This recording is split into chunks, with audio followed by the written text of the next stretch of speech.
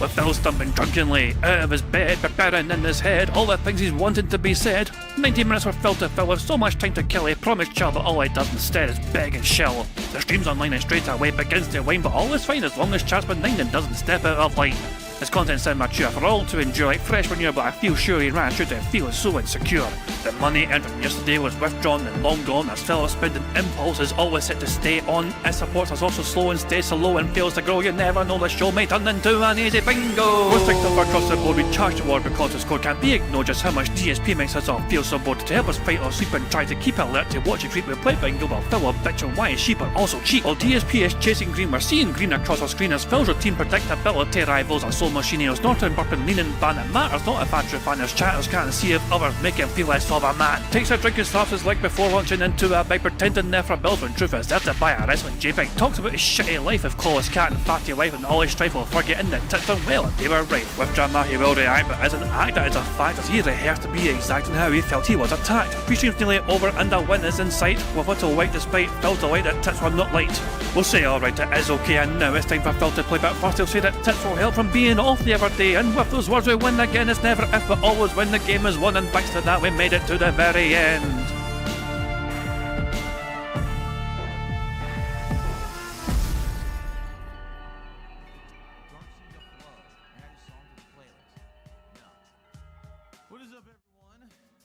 Hey guys, King Jat here, and welcome to a strange edition of DSP Bingo. And what is today? Today is Wednesday, 19th of March 2025. I do hope you're all doing very well indeed.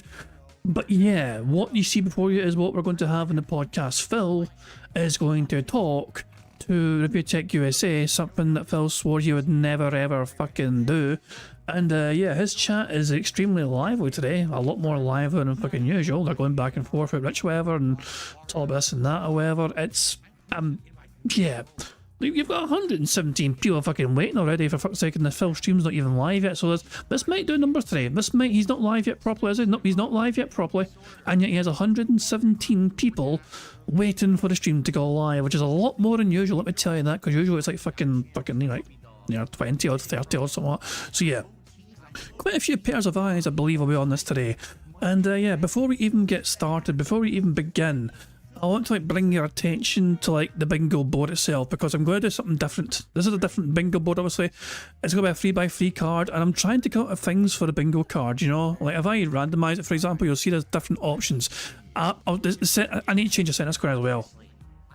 The centre square, I could just disable the centre square. You know, I think there's an option for that actually. Hold on 2 seconds. Which one is use custom centre? No, I won't bother with a custom centre board. It means that we should be able to why does it hold on? Preserve center, reset. There you go. So that's fine. So these are all the options we have. I currently have 10 or 11, so I have snort. So here's the things, okay, here's the things I've got on here so far currently. I have snort, Kino Casino, someone to snort, someone to say Kino Casino, final chip, J hoofed. What else do we have? Cucumbers. Someone suggested cucumbers on Twitter, and I thought it was a good shout. The two of them bickering with each other, tech issues in some capacity, a burp from one of them, edibles being mentioned, Phil rage quitting the interview, birds being mentioned, Keemstar, and the words gun or health. Things like that being mentioned as well, gun or health. So those last couple of things were recommended to on Twitter as well. I asked on Twitter for suggestions, whatever, some people helped me, whatever, but yeah. Why do you take off your shirt would have been my centre square. I know it's coming. I mean, that's a possible shout as well. I can add that if you want to. If you think Phil's going to ask Rich that, I will be glad to add that.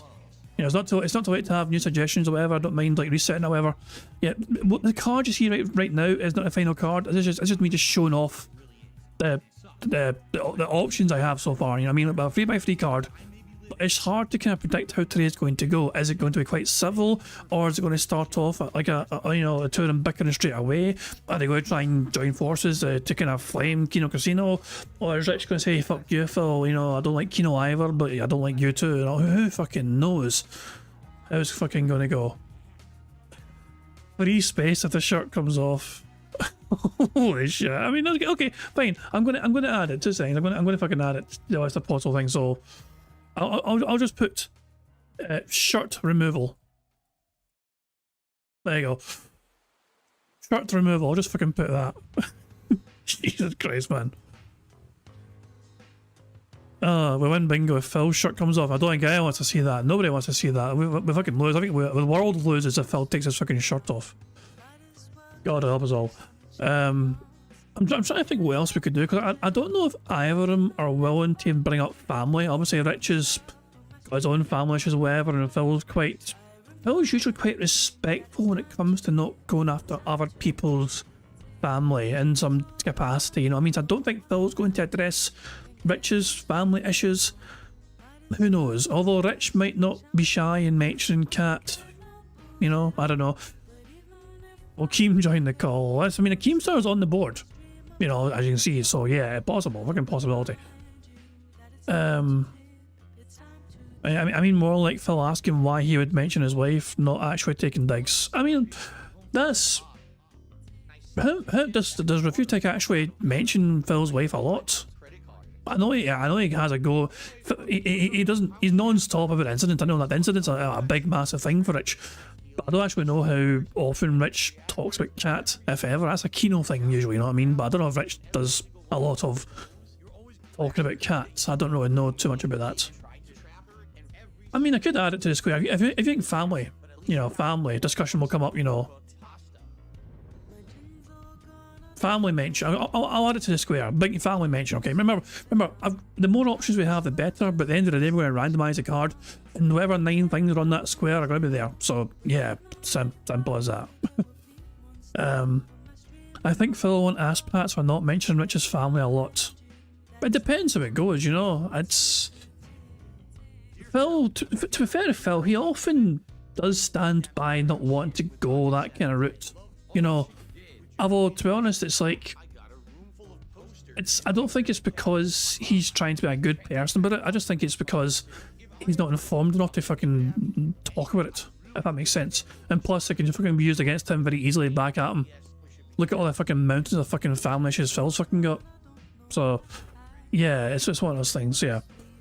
So hold on, I'm going to close the bingo card for now, whatever, because I need to, when I save a list of words, whatever, I need to like relaunch it, and I'll show you that right now. I'll just reopen it, and you can see, is there any new ones added on this? Hold on, 2 seconds. I definitely saved it, I'm sure I saved it. So, and I know the word slow, just randomize, there you go. Family mention, there you go, see family mentions on there now, so there you go. That's a possible option, so yeah. I hope Rich says sorry for the passing of Phil's rabbit. Somebody did suggest exotic animals being mentioned. Although, we have birds. Birds are on here as a possible thing. Because, remember, Phil talking to Reviewtech back in the day, like months ago, Rich just kept spamming Phil, like, you know, bird images randomly. It was quite weird. So, yeah. I mean, if this should be the final bingo card, would people be happy with this bingo card, or is there things you think are missing from the bingo card? Also, a screenshot here from the chat. Chad the Champ. Oh, I'm going to go full screen for a sorry. Chad the Champ, we all about to get banned today. We doing a drama stream and the chat isn't allowed to talk about drama. Oh boy. Yep. That is true. That is definitely fucking true. Dabber Dragon says something. See, edibles are good. I mentioned edibles. Edibles are a possible square, so that's kind of the same vein. That kind of thing. Yeah. So I think we're okay in that front. Any other tweet suggestions or not? Cracker Jacks. I'm hoping it's not a train wreck, but don't that hate each other. Great fucking word in there. Thank you. A nice one. Fuck me. Oh, Christ almighty, man. Yeah, but Phil's chat has never been so fucking busy. Look at this shit. Let's chat again. I'm kind of glad we're doing this now. Phil can finally tell RTU live that nobody cares about him anymore and that he's a failure like he did in that stream the other day. Jeez, like with Phil. What sort of Phil? What side of Phil Burnell are we going to fucking see? What side are we going to get the... the trying to be nice side, or we're going to get a fucking raw, true, genuine Phil where he's a fucking piece of shit. I don't know. It's going to be interesting to say at least. 168 people. Is he live yet? Is he here yet? No. Still no sign of Phil Burnell in his chat. He's definitely like awake, I think. You know, like he's. He made a thumbnail. That's a fucking recent thing. We go to fucking his channel here. Hold on a second. I think you'll find. No recent tweets. No recent tweets about it, whatever. This dude is a piece of fucking garbage. Oh look, Phil removed the word marathon from fucking. Well, there is no Yakuza. Yakuza's not in the fucking schedule for the next several days. Level 1 podcast featuring Utech USA. And Phil couldn't fit it in one square, so he had to fucking put USA down the bottom. Christ almighty. This is going to be interesting to say the fucking least. Anyway, if people are happy with the bingo board as it currently is, with the kind of looks where like you know, these are possible options, you know, just kind of randomise it again a little bit, you know, just seeing scenic options here. They might start bickering, there could be tech issues, health could come up, family being mentioned, edibles, gun. I don't know why someone on Twitter such as the gun. Like there's oh wait, no wait. Didn't Rutek buy a shotgun recently? Or something like that. Like he showed off on his Twitter, I think, recently him buying a gun, which I think was like a dumb thing, so that might be why someone on Twitter suggested gun. He bought a toy gun. I don't know, maybe I don't feel as confident about the gun being there. I think maybe I should just fucking yeet gun because I don't think it's going to come up in any capacity. Yeah, I'm getting rid of gun. Fuck you, gun. Fuck you, gun. I'm getting rid of fucking gun. I don't care. I just don't think it's going to come up at all in this anyway. So what do we have so far? Snort, Kino Casino, Final Chip, J Hoofed, Cucumbers, Bickering, Tech Issues, Burp, Edibles, Rage Quit in the fucking interview, Birds, Keemstar, Health, Our Shot Removal, and Family Mention. That's what we've got so far as possible words for this bingo board. And Leanin' Ban. I mean, I guess sure, why not? I mean, no, wait, well, hold on. Phil usually kind of ignores. He usually ignores the chat during interviews, doesn't he? Because usually he just fucking like it doesn't. Isn't that Phil's thing? He just ignores contributions and he waits until it's all done because he wants to give the person he's interviewing his full focus and time. So I don't actually think Leanin' Ban is a good shout because I don't think it's going to happen during an interview. You know. So I'm just trying to think what else can we have here. Still no sign of Phil, by the way.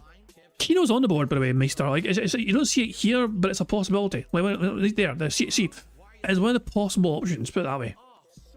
It is one of the possible options. You're right. The whole thing could relate to Kino. What I would say is, I do want a bingo board, and I do want it to be random. But at the same time, I want Kino to be one of the squares. Like that's a given. In fact, here's a shout. How about I just make Kino Casino in a fucking centre square? I'll hard lock Kino Casino as a fucking centre square. So let me close it again. Hold on a second. Hold on a fucking second. Settings. Let me just fix this very quickly. On the fly. So if we go here and Kino Casino is a centre square. We must have a guarantee of that. So there we go. And the incident is also. It should be. Did I actually fucking delete the fucking incident thing? I might have, you know, actually. Hold on.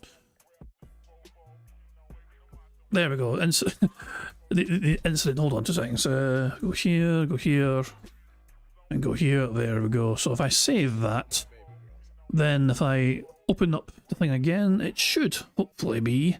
Now what does the sugar do in the There we go. There we go. And that's just obviously a random thing, but if you go randomise it again, there you go. You got all these the incidents up there. So there you go. So that's a possibility. Right, while we wait for all this to start kicking off, how about we watch a compilation put together by Dextrock and Phil Vlogs. 33 minutes, but we're not going to watch all of it, but we'll watch some of it. The day DSP Gaming died. Summary. You will tip me $40 right now if I properly address Ashton berating my wife again. All right, you ready? He should never have her name in his mouth, and I've spoken with him about it. And if he continues to bring her up, I will no longer work with him. My wife has nothing to do with him or his content, and I swear to God, if he brings her up again in a negative way in his content, I will cut ties with that man. Yeah. Oh, you called somebody fat. Cat's fat. Thanks for the money, dummies. Band. The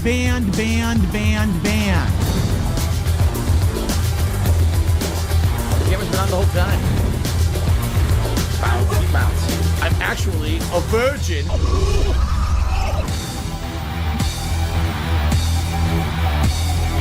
See this fucking piece of garbage disc?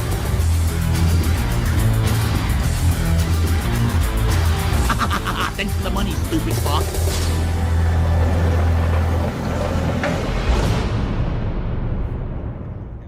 Good morning, everyone. On today's show, I would love to talk about some awesome positive stuff coming up, including our idea for the next DSP Tries It, the idea for the next Lego set build. But that's not what we're doing today. Sadly, today, we have to take a different course. Today on the show, we've got to address drama because, yes, there is a big thing going on. And of course, I have to bring it up because I really like drama. So we got to do it. All right? If you're not into drama, if you don't care, then I actually highly recommend that you can go fuck yourself. Officially, as of today, I am going to be doing Smart Guys solo starting tonight on the late stream. What are you talking about? Smart Guys is a co-op commentary show about pro wrestling with you and PPP from Kino Casino. Why would the show's format change all of a sudden right in the middle of everything? Well, it's very simple. PPP on his show Kino Casino has increasingly started up with rhetoric that's pretty toxic, negative, and insulting towards myself and my family. I'm his gaming soulmate, right? Okay, Phil's gay. He was gay for Andy Worski. He goes like, "Let me see your shredded body." No, that's weird. That's uncomfortable. That's awkward. He wanted to feel your shredded body. Oh. Definitely the rhetoric has kicked up, and in particular where PPP starts bringing up my wife, and it really was upsetting me. But I have a right to call her a big fat fuck because I am one. For those who don't know, my wife Kat has shown I agree with that mentality, by the way. I too am a big fat bastard, and I will call it other big fat bastards when I see them. Cat is a big fat bastard.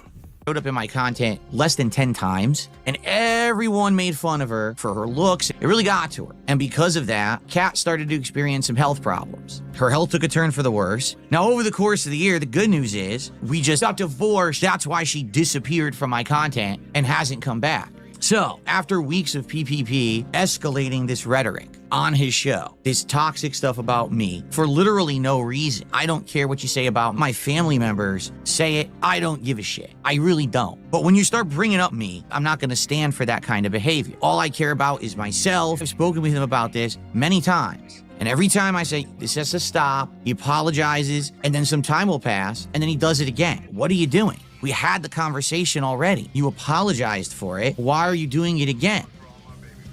He won't stop. He's been doing it nonstop, like 2 shows in a row. He basically feels like he just has free reign to say or do whatever he wants because, you know, I guess free speech or whatever it is. No, I'm not going to let a man just publicly bring my family into his content because he thinks it's funny. No, I can't stop him from doing it. I can't. But what I can do is refuse to make content with him. And that's why I'm not going to be doing a show with this guy who is going to be constantly bringing up my wife in a toxic, negative manner and insulting her in his content. So tonight, I will be solo streaming Smart Guys. If people show up and support, I will continue to do the show. Now, if tonight I do the show solo and it's a disaster and no one supports, I'll just cancel it. I'm not going to continue to do a show no one wants. The funny thing is, you didn't need a fucking special edit there. That edit, that was what Phil said. It was like, I'm only doing it if I get money for it. If I don't get money for it, then why bother doing it? 400, surely Phil's live now. Like, you know, the stream's gonna be live. Yeah, he's live. Yeah, that took fucking forever. There's no audio. Yeah, Phil hasn't got audio. I assume he's live, but he's forgot to play audio, it looks like. Yeah, I was going to say mute it, and I realised that it's already muted, but it's on Phil's end. Definitely no audio. Is anyone else hearing audio issues on Phil's end? Like, it's not just me, is it? Like, so it's like, is Phil's stream definitely not got any music whatsoever? I just don't know if it's like me or not. I don't think it is, because I mean, yeah, there's no audio. Phil's stream has no audio for whatever bloody reason. Has he even said anything in his chats? No, I don't think so. Not a thing being mentioned, not a thing being uttered. He's there, obviously. Booty Baboon, I haven't watched a DSP stream in years. Jesus Christ, man, you're in for a fucking rough time. Oh, hell. Intro and mute goes hard for real. Yeah, Phil, for whatever reason, has decided not to have his music playing for whatever reason. Let's just get back to the compilation, shall we? So hopefully you guys will still show up for the show tonight despite the fact that PPP will not be on it. Now, I do want to clarify a whole lot of stuff to everyone. All right. First of all, right now, PPP is sitting on his Twitter very hurriedly and scaredly tweeting. The guy's terrified about what I'm going to say. He's just going crazy on there. All toxic stuff. I don't care. I don't know what his problem is. And here's why I feel it's gone this way. When I reached out to Kino Casino and then they responded and we did that initial content, that was something that had never been done before. It went crazy how popular it went. People loved it and said, more, Phil, more. Give us more of this kind of content. Then they went on vacation for a month. And I do feel like that sadly stifled that momentum that we initially had. If they hadn't gone on a vacation, I think that momentum would have continued. That's their fault. This year, discussions began about more content for me to be involved in, crossover content with the casino and stuff like that, and we definitely tossed around a lot of different ideas. But most of them, sadly, have to do with pure drama. I feel there's 3 routes I can take forward as a content creator. Road number 1 is being— Oh, not this again. Not this again. God fucking damn it. Phil's audio isn't working right now. Jesus, of course it's not. You know what? If our bingo card happens to have tech issues on there, we'll take it off straight away. But we haven't picked the bingo card yet. We need to fucking wait until Phil's going like live, probably, whatever. But yeah. If it happens, so it's a possible square. It is a very possible square. So here's things. So even though I want to have the bingo card randomised, I think there's a couple of things that are important to be on there. And the one of them is the incident. I feel like it would be naive to not include the incident in some capacity on a bingo card, even though it is randomised. I feel like this is a special occasion. Put it this way. The bingo card is kind of random, but at the same time we'll fine-tune it to our own needs and specifications, so what we fucking want before bingo starts. In fact, I'll tell you what, let's just do it now. Hold on, before we even go live, how about we just fucking do it right fucking now? Okay, let's just, you know, have this here for, but yeah, let's pick our bingo board right fucking now. You know, like, so no number required. So this is a current bingo board. Incidents on there, Kino's on there, shut removal. Do people like this, or do you want me to change it?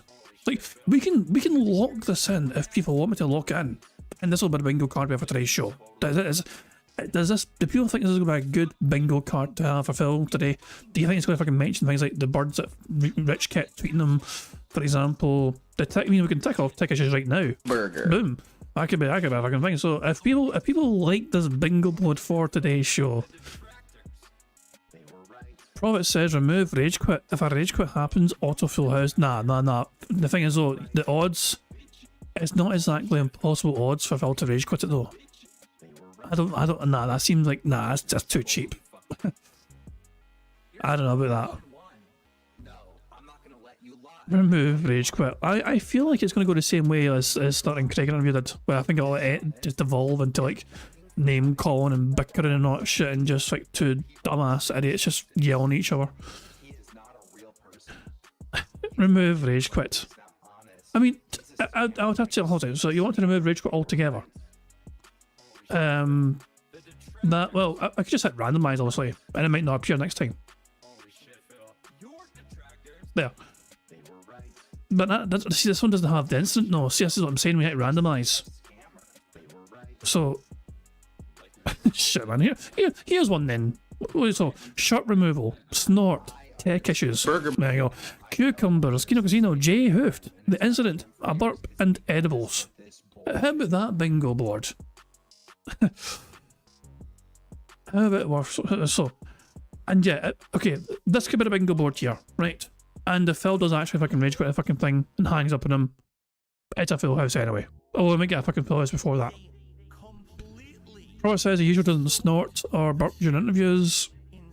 I don't think he's going to make a special exception for Rich. He thinks, see, Phil thinks of himself massively above Rich, so I don't think he's going to show him the same respect as he would other people. I don't think he'll care. He'll just do it anyway. I cannot see Phil going out his way to not snort and burp while talking to Rich.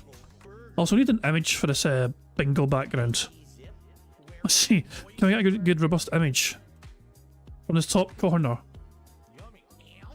But it's a Pixar one. Fuck it, I'll just lock that in. Fuck it. There we go. Right, so we have it. So this is the bingo board we have today. Show tech issues is already ticked off because Phil is Phil, and he has tech issues. We still have no audio on Phil's stream. He's not mentioned anything in his chat or whatever. You'd think he would ask his chat for help and assistance if he needs it. Although why bother with that when you've got Review Tech USA on a Discord call right now to help you out? Jesus, man. But yeah, anyway, there's one thing I need to do is before we begin. I forgot to update the bingo price once. I need to add another buck to it. There you go. So there. So, well, okay, we're still waiting for Phil to go live. Who knows when it'll fucking happen. Tech issues are plenty. There's over 500 people watching Phil's stream right now waiting for him to go live, waiting for him to talk to Review Tech USA. And we have nothing. Yet we don't even have fucking shitey music on Phil's stream. Mayorster says, damn, we got a box before we even start. I mean, there is apparently tech issues. There is no music playing from Phil on his stream, which is very sus. It's very strange. You know, and oh, he's going live. He's going live right now. Should we just watch this live? Like, I know I usually fucking try and pause or speed up just whatever. Should we just fucking watch it live and just fucking go with it, let it roll? Okay, here's what I'm going to do. We're just going to fucking do it live. Just do it live, you know, fuck it, you know. As the old saying goes, we'll fucking just do it live and I'll just let it, you know. we'll see what happens. That way we're fucking seeing the crazy shit happening live in real time. And Phil's not going to fucking beg during the fucking interview or whatever, we're going to hold off on that later on. The music's fixed, guys. Right, fuck it. We're going right now. We're playing right now. We're doing it live. Good luck, everyone. What is going on, everyone? Bill here, and welcome to a very special edition of the Level 1 podcast. Today, we are going to have a very special guest. Someone who I have had, well, I guess you could say beef with for a very long time on the internet. Someone who talks about me constantly in all of his content, and sometimes I decide to clap back. And today, for the first time ever, we are going to have a face-to-face confrontation, discussion, chat, debate, argument. I don't know. Because that is the beauty of the internet, is that you never know what's going to happen. Today on the show, my guest is Review Tech USA, also known as Rich. I actually don't even know if he goes by Review Tech anymore since he deleted his YouTube channel. Perhaps that's something that we will talk about. I guess we'll see. But this will be a very special event. So, sit back and relax. Get ready for the craziest edition ever of the Level 1 podcast. Jesus Christ, man. Let's just mute that fucking intro right fucking there. It's painful doing this live. It's just because it's so slow. He's so slow. But screw it. This is what we're going to do. Fuck it, you know. I'll say, aim in the game is to try and get a full house bingo. We still got $10. We still got $10 if we get a full house bingo board. Oh, Phil's doing a short intro today. He's doing the short intro. I thought he'd be doing a long one. Oh, well, fuck it. Here we go. Good luck, everybody. Sometime today, Phil. Alrighty, folks. If you're wondering why my mic might sound a little bit low today compared to my usual content, it's very simple. There is something with Discord where I cannot get, when I capture audio from Discord, I can't get it to be loud. So the only way that I can make it so that I'm not like blaringly louder than the person on Discord is to lower my mic. I've tried everything. I can't seem to boost the Discord audio. I don't know how that works. But I've done many calls through Discord before, and they work as long as I do this adjustment. So it should work. All right. Now, you may notice Review Tech is not here yet. He's late. I'm not kidding. I was all ready to set up, ready to go. And he contacted me this morning and said, I'm going to be late by about 15 minutes. So he's supposed to be here in about 10 minutes or so. And when he gets here, I will invite him and we will begin. Who But fucking cares? Since this is a very special episode, and many of you maybe are not familiar with the way that I run these kind of podcasts. It's not just me talking to you about topics. Instead, it's going to be me with a guest. All right. Allow me to cover some of the ground rules of how this is going to go. All right. So number one, and I have a guest on, all right, whether it's Review Tech or anyone, that person is giving me their undivided attention. Who fucking Meaning they took cares? time out of their day. They stopped whatever they were doing in order to actually be on the show. And because of that, I'm not going to be distracted or interrupted by anything. What do I mean? I mean, today, I am not going to be having pop-ups on the screen for contributions. I'm not going to be having shout-outs. Okay? I'm not going to be speaking with Stream Chat. Normally, these are all common things that I would do on any given stream of mine.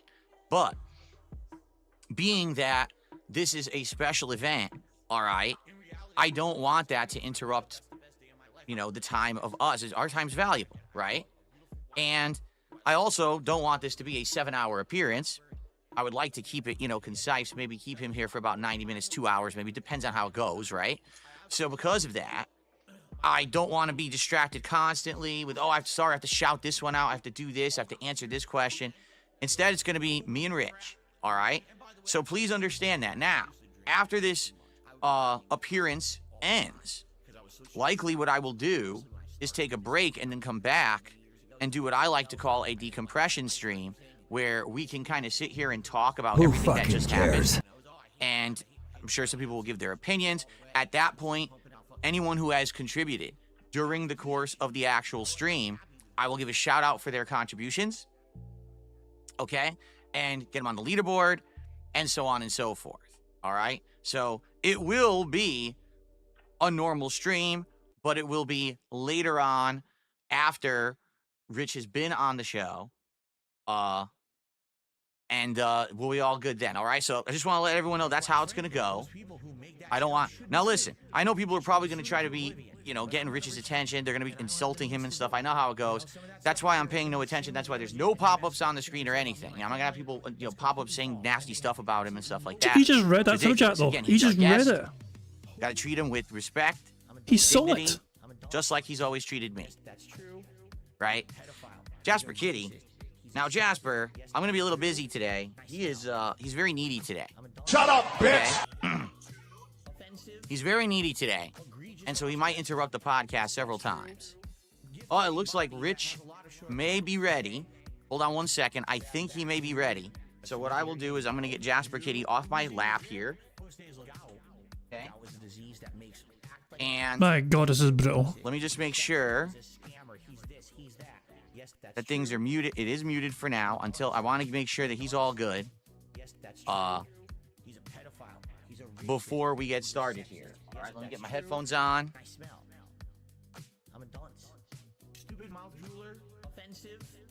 Okay. For one sec.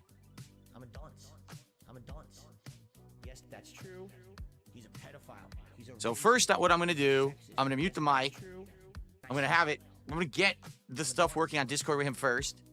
Then I'm going to get it working here through the stream. And then we're Who going to begin. fucking cares? All right. So FYI, it's going to take a minute. There's nothing you can do if the person's not already on the call. You have to do this live. Sorry for those who want, you know, tech immediately. And whoa, why isn't it live right now? You know, I'm working on it. Okay. What a professional. 700 people All watching right now. mute the mic, and I'll be back in a moment, and we will get stuff going. Fair enough. So let me Okay, ready? Get that out of there, and I'll be right back, everybody. So yeah, we decided today anyway. Just Okay, we're 1 second, live. everyone. I just gotta mute this. Okay. We're live properly. Like this is no speed up just today so far.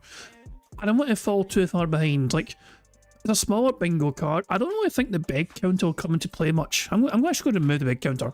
The big counter is no in play today because I think what we have on the bingo board should fucking do is quite well and serve us quite fucking well. We've already had one burp and one snort. We ticked off, and Phil started with tech issues, so we ticked off as well.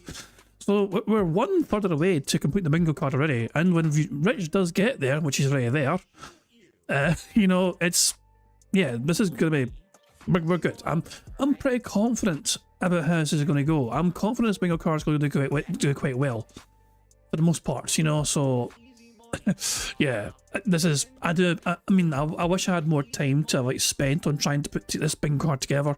I didn't have a huge amount of time to do it and prepare today. Like, yeah, it's my bad. It's my bad, but yeah, we managed to get something put together, and hopefully these things will all get ticked off. Whatever, Phil.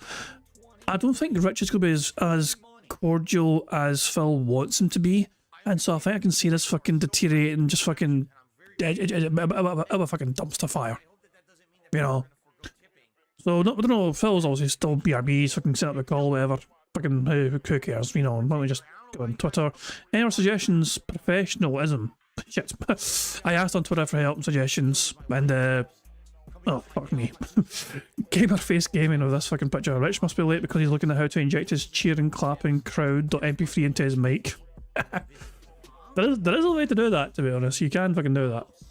Oh yeah, we didn't get too far into the Dick Stroke and Phil vlogs video. I'll share that right now, guys, before Phil comes back. If you want to watch the Dick Stroke and Phil vlogs video, links in the chat right now. And yeah, it should be good. Those videos are always fucking fun. They're always a good fucking laugh. So yeah. Right now, we're just waiting for Phil to come back. Also, forget burps, sips, and snorts. So we get 10, then we get free spaces. You know. The big counter I'm not really doing today, I think, you know, just for this part anyway, because it's not going to come into play because he's not going to fucking just stop telling Rich to fucking beg his audience for money. You know, it's not going to happen, you know. But yeah, the free spaces work the usual ways apart from the big counter, like, you know. Folks, Review Tech is having tech issues. Hey! So as soon as his tech issues are done, we'll Burger. begin. Burger. Burger. Burger. Burger. Burger. Burger. And, Burger. Burger. Burger. Burger. Burger. I'm Burger. ready to go, and I'm waiting for him to figure his stuff out. So we'll start as soon as he fixes it. Tech Alrighty issues. then. I am so pleased as punch to have included that in the fucking board. Good old fucking tech issues. Oh, goodness me. Oh, bloody hell. Yeah, yeah, let's just try to figure out how to just have his soundboard on his mic. Like, you know, one of those fucking virtual cables, you know. Christ alive. Wouldn't I have time to have my AI Phil explain things? Well, hello everyone, Phil Burnell here, letting you know about King Jad's Bingo and Marbles gameplay on YouTube. Now, you need to leave a post in the community tab to enter, and that's it. A lucky winner will be picked by playing Marbles at the end of the month. It is just that easy, any mouth-drooling idiot can do it. Thanks, you shiphead prick, for that fucking information. I don't even have time to press the random Scottish soundboard button. Scotland forever! That was good. We still have time. This is the fucking Shawshank Redemption, right? But with more time. All right, everyone on stream, we're going to get the camera set up, but we're still going to be muted for a sec, and then we are going to start. So everyone just be calm. Hooray. Cameras are coming up, and then we'll be ready to start in a sec. Hooray. Guys, it's almost happening. It's almost happening. And she's a big fucking bitch. Lol. Lol, well, we can see you, daft bastard. Oh, right, I think we're meant to see. Heaven forbid Phil should ever learn what studio mode is on OBS. Birds! Birds! Guys, birds! What did I tell you? What did I fucking tell you about the fucking birds? I told you. I fucking told you all about the fucking birds. It's been a rough year.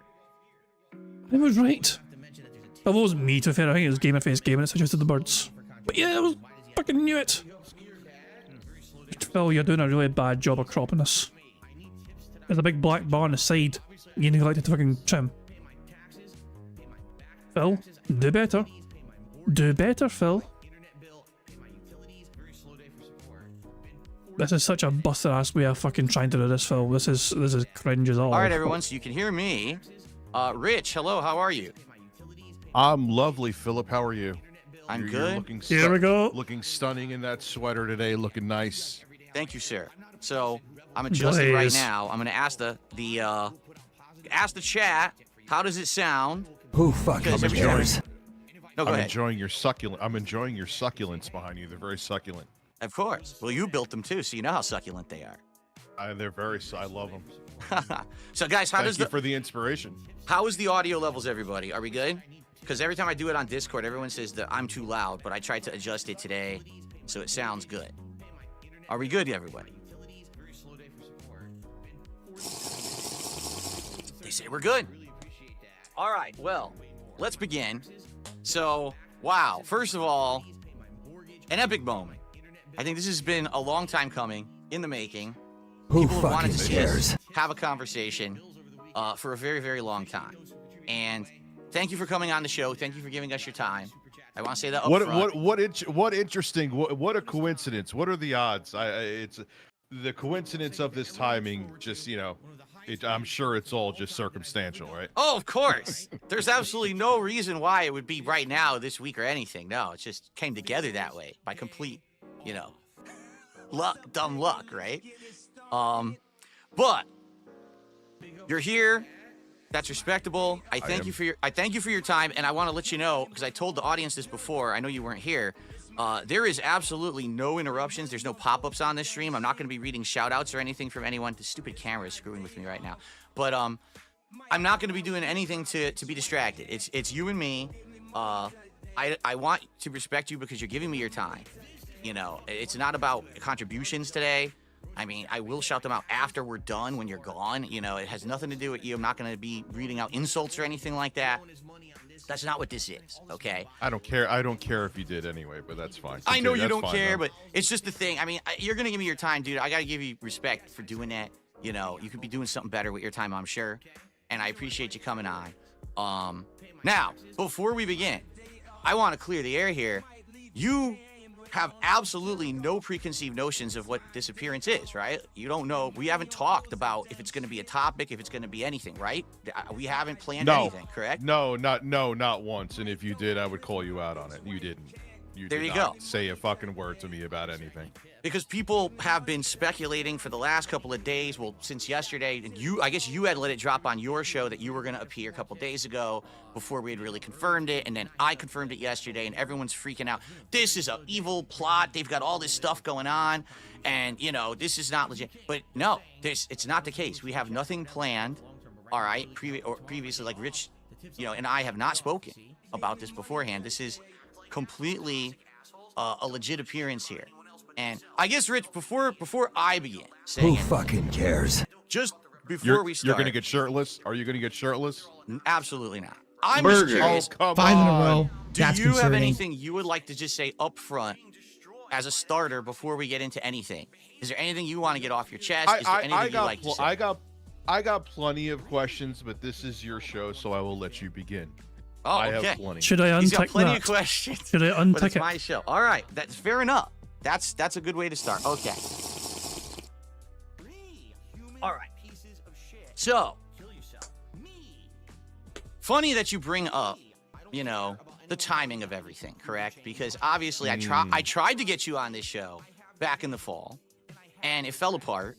You did cancel last minute. Then you wanted to come back on, and at that point I wasn't interested. But we're not here to argue about the specifics of what happened there. But I have tried to have you on, and it didn't work out for whatever reason. So now, this week, I've got you on, all right? And a lot of people are like, this is great. It's the first face-to-face of Rich versus Phil, and they're going to either have it out, or maybe this is a plot. They're going to be like buddies now because the casino has turned on Phil.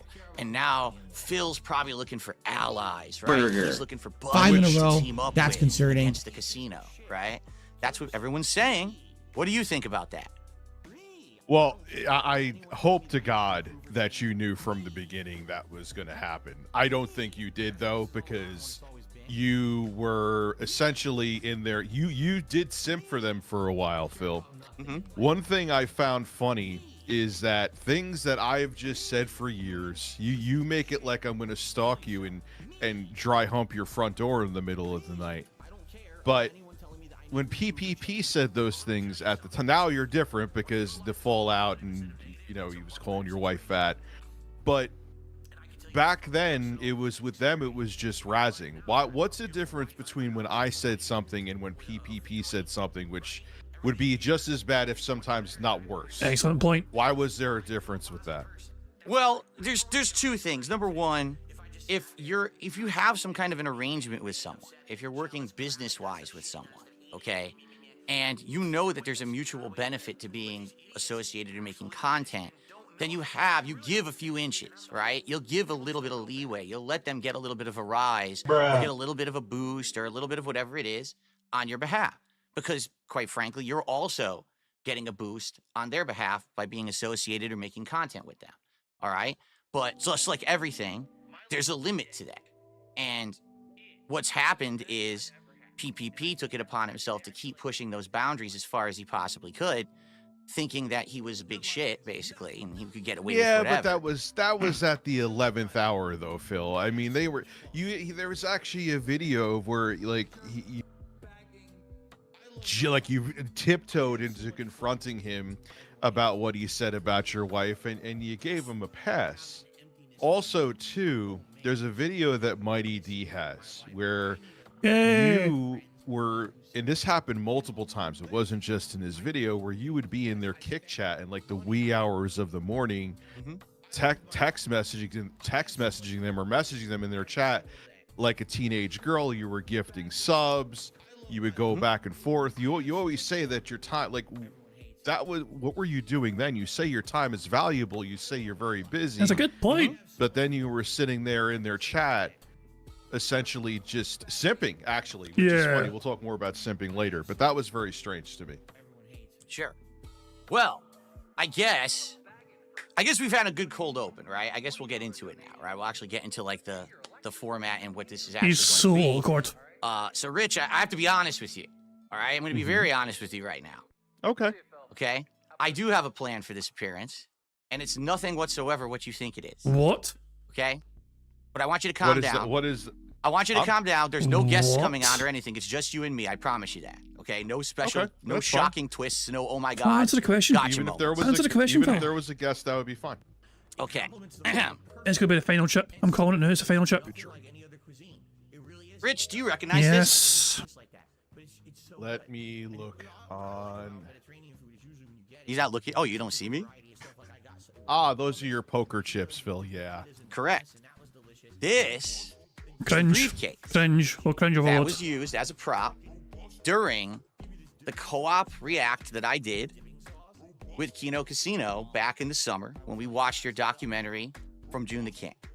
And basically, it was used as a way to humiliate you over the course of that event, where every time that there was something embarrassing that happened, we would take some chips out, right? And at the end, we were at the very end, you had one chip left. And I said, this is your chip. I'm going to hold on to it. And I had it on my screen back here. And everything, you know, was around this chip in the casino. And you even called it out in your content. And you said, Phil, you fool. They're not your friends, but you have their memes in your content and all of that. I'm well aware of all that stuff that you said, okay? Which was true from the beginning. Everyone saw that coming from a mile away. You were a content mill for them. So, okay, as you've seen. Fair enough. Now, I bring this up for a reason, all right? And we're going to explain it in just a moment. But I have one other question for you before I actually show you. Wait, answer his question. Answer his question, and the though. question is this. Okay. Are you familiar with the king snake? The animal? Nope. You're not? Nope. What? The king snake is a creature, a snake, that lures other snakes into its den. Dangerous snakes. Snakes that are known to already be predators. I'm confused. Rattlesnakes and others. The king snake uses this trick in order to make those creatures feel safe. It's profit, right? And then the king snake surprises those creatures from behind and swallows them whole. The king You're snake. are you swallowing eats- me, Phil? Oh, hold on. The king snake eats other predators whole after laying a trap. Okay? Okay. Ladies and gentlemen, this is the briefcase. Who fucking This cares? is Andy and Ashton's briefcase. Oh my god. Because, ladies and gentlemen, Cringe. today on this podcast, this is not the Level 1 podcast featuring RTU at all. Ladies and yet- gentlemen, this is the Level 666 podcast straight out of fucking hell, because today, live on the show, it is time to explain to you how over the last 8 months and the last couple of years, all of my planning has finally come to fruition. What? I robbed Kino Casino. I'm No, not you kidding. didn't. I'm How not did you rob? fucking kidding. Everything that you have seen happen, I swear to God, has been part of my plan all along. What? Because all of you think I'm so fucking stupid. You all thought that this was some, oh, he got fooled. He had the wool pulled over his eyes. I 100% had this plan Proof? since day one. Evidence, Phil? And Proof? I am going, I you don't believe me. no, I don't believe you. Receipts, I've been please. watching you now for over a decade. You were full in on this hook line, and so you called Andy your gaming soulmate. Okay. Rich, I got the receipts. Show And him. we're going to look at them together right now on this show. Okay. Are you I would ready? like to see these. Yes, Philip. This is the briefcase of Andy and Ashton. And every single time that we go through a topic and I expose them for who they really are, they're going to lose a few chips. And we're going to see at the end how many chips these two have Cringe. left over. Where's the receipt, so Phil? This I'm feels looking like for receipts. retcon to me, Phil, but sure, prove it to me. Sure. Let me see. We're good. No worries, man. All right. So, let's get started, shall we? Why is Rich here for I'm this then? changing my screens if you don't, because Rich, you can't see any of this, obviously. I'm gonna Why let you is know what I'm Rich actually even doing here? and you might want to tune into the stream. It's going to be very hard for you to see, but I'm going to be reading I'm things already as on well. this. I'm already on the stream too. Okay, let me actually resize you here, so that you can actually be. Here we go. So here's the funny part, folks. All this week, there's been all these threats thrown around by Kino Casino, saying, God forbid that any of these private messages be leaked that I had with Phil or we had with Phil, because these private messages would be so damning. They would hurt him so bad, and man, he is hiding from it. And we're counting down to when we leak the messages. I already put the messages online. Well, And by the end of this show, I'm going to give everyone the links, and you can all read them for yourselves in full. oh, Steve. Steve said that. I'm not kidding, Steve said that on Twitter. because That this was my This plan doesn't all along. sound like 4D chess. This sounds like damage control. There's no This damage sounds control like, here. This sounds like you're just trying to get in front of what they're going to say. There's nothing to say. As you're going to see and what we're going to go through, everything that they think they have was already planned ahead of time. Every single thing that I told them was either a lie, a half-truth, or something to buy their confidence. So they would think that over time, they would have something on me. Because the truth is, Rich, I'm tired of being pushed around. I really am. All right? I'm going to be honest with you and the internet right now. Back in 2023, when I did that Side Scrollers interview, and that interview went how it did, and I walked out of there thinking, not a lot of people are going to like me. But at least that interview's out there, and now I don't have to worry about this bullshit anymore. And then the next day, Because those interviews make you seem disingenuous, Phil. Like, think about Fair how enough. simple.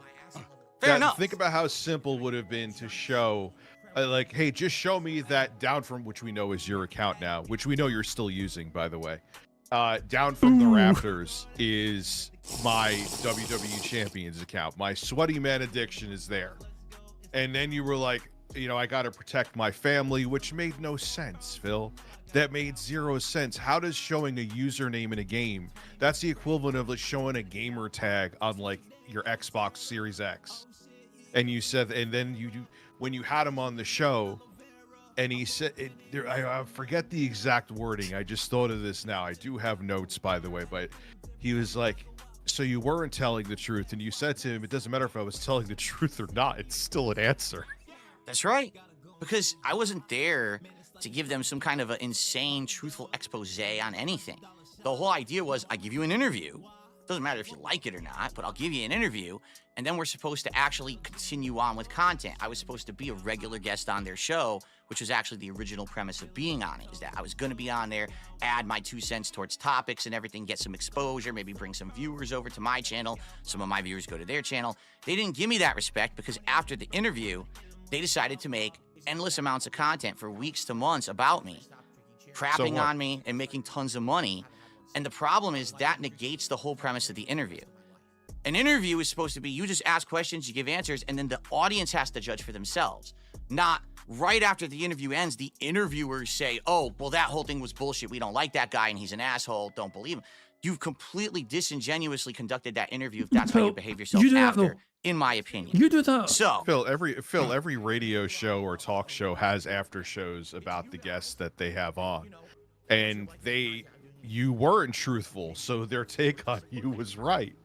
So I'm not really sure where you're coming from with that. Like, fair enough, but that's not even what we're here for today, okay? And I get it. We already argued about the side scrollers thing. Well, speaking of facts, they're not even the topic of get discussion. the facts out of here. But after the side scrollers thing, I had enough. I said, I'm had enough of people on the internet always constantly using me as the butt of their joke, talking about me, using me to make money, and doing everything they possibly can in order to kind of, you know, mess with me and just get over on my behalf. And I realized at that point, the only way that I was going to be able to change things was to actually do something for myself, but there's no way that I could actively do it publicly. Because if I did it publicly, then everyone would just laugh. Because everyone thought I was a big meme and a big joke, right? And you still, I mean, to some extent, people still do. I mean, I got a little bit more of a boost since, you know, the last 8 months, but not much. But what no one realized is that I decided for myself to do something with initiative. And I said, I want to try to actually get over on one of these people who's one of these content creators who's constantly a misery broker. And I know you've heard me say that before, but I think a misery broker is someone who literally doesn't make content for themselves. All they do is they look at other people's misery, they report on it, they make fun of it, they laugh at it, and then they make a bunch of money.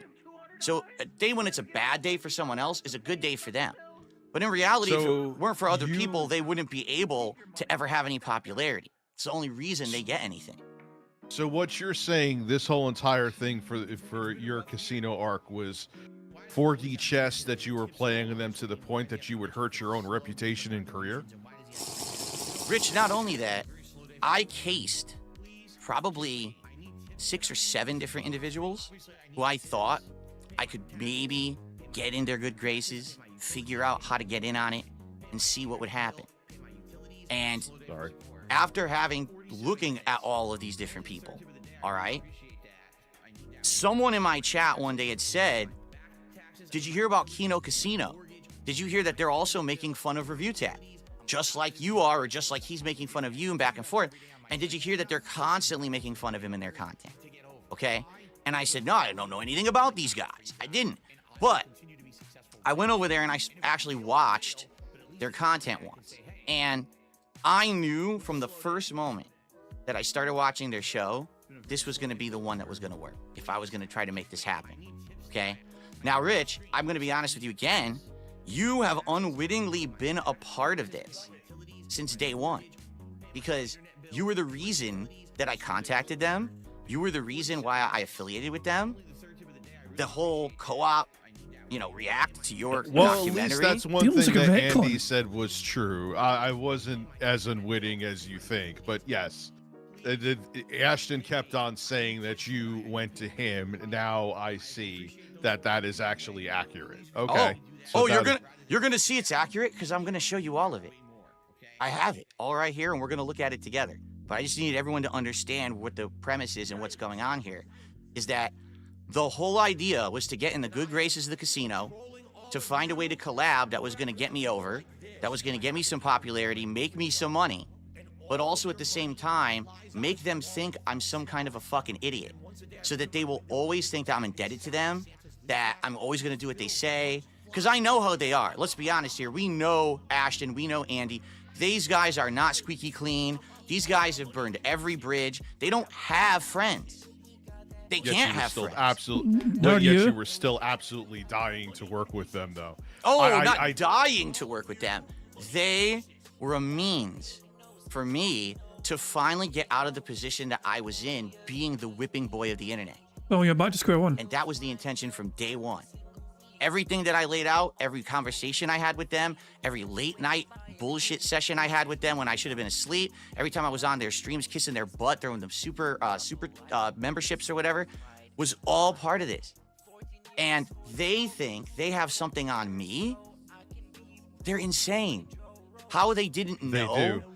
How they didn't know that everything I was saying was fake, I don't know. Because, I mean, I'll give you some examples here. I predicted it to Vera. I said my wife was sick and she had found God.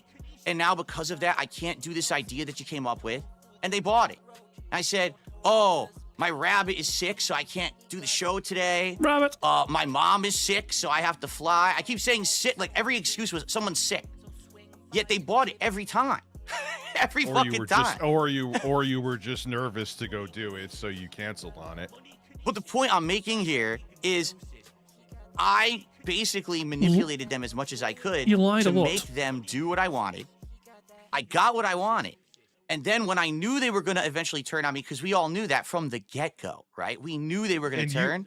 Nah. That's kind of just gross, too, Phil. You would say that your family members were sick to get out of doing things with them? Oh, it's not. No. It's not to get out of doing things with them.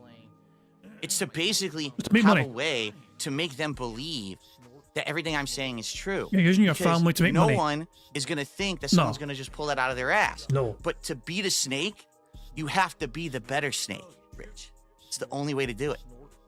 You have to make them believe the lies. No. And man, did I pull the wool over their eyes for the last 8 months until finally I had enough. And the truth is, I had enough for 2 reasons. Number 1, the disrespect to my family. And number 2, because I wasn't getting anything out of the collaboration anymore. These guys, all right, have some of the worst ideas I've ever seen for content. They were pitching ideas that would have worked, but they didn't have any clout to make the ideas happen. They legitimately couldn't make anything work that would have made us money. It was cancellation, denial, cancellation, denial, after. It was like endless. Phil, I'm not a fan of the casino, but they did have the clout and the money to make things happen. I think the only person believing this in this stream right now is you. Jesus. I don't. Rich. I mean, how do you do so? You're trying to tell me to believe that for the past 8 months, when you were sitting there gifting them subs, simping for them like hours upon hours on end, trying to get them to pay attention to you like they were Beavis and Butthead and you were Stewart, that this was all some big plan to get vengeance on people that if you never affiliated with, you would be in a better position than you are now. Receipts. You went, Phil. It's just a fact. You saw that there was an opportunity there. They feigned friendship with you. You called Andy Worski your gaming soulmate. You were so into all this to the point that you let them shame you. And now in the end, after all is said and done, you come out on the other end looking worse, and you're trying to tell me that this is 4D chess. Come on, Phil. Rich, come on. I could never possibly come out at the end of anything looking worse. You understand that, right? Bruh. Like, I have been the joke of the internet for over a decade. No one listens to me. Even when I have valid things to say, they do that stupid meme that's like, oh, the guy that you hate the most or the worst guy you know finally made a good comment, right? So there's nothing to lose. There was only anything to gain. My viewers don't give 2 shits about the drama They do. at all. They do. They don't want the drama. And that's why when it started to get to the point where these guys wanted me to completely change who I was, all of my content into drama content, that's when I basically broke it off, and they completely lost their minds because they're so angry that I was the one in charge of the situation all along and not them. All right? Enough of No, you us weren't. chatting about this. And you, by the You way, weren't in charge of the situation. You absolutely weren't. But Receipts. okay. you feel free to go ahead. You feel free to chime in. I'm okay with this. All right? You feel free to chime in whenever you want. But the reason you're here is very simple. I want you to witness this going down, okay? And you were the one who basically started the whole thing with me reaching out to them and us reacting to your your documentary, excuse me. So it's only fair that you be a part of this. You understand where I'm coming from? You think that that's a fair thing? Let's see to have this you is here? cheats. Come on. Sure, Phil. Let's see what you got, boy. Let's see. All right. So it's Let's already navigate. been said. I didn't realize that they had said this, but we'll go ahead and we'll show it anyway. And by the way, because now I'm going to start showing stuff, everybody. FYI, at the very end of this show, I am going to give you all the links to the raw files that contain all of the DMs between myself, PPP, and Andy. July So last you year. can all read them in the entirety for yourself. All right? So that way there's no shock. There's oh, he hid something. He edited anything. I've edited nothing. This is all 100% unedited. You're going to be able to watch. And appropriately, they're all nicely in PDF files. Oh, for Which God's makes sake. sense since those guys have been sweeping for PDFs for quite some time. Oh my So now God. you can read all their logs for yourself. Derek.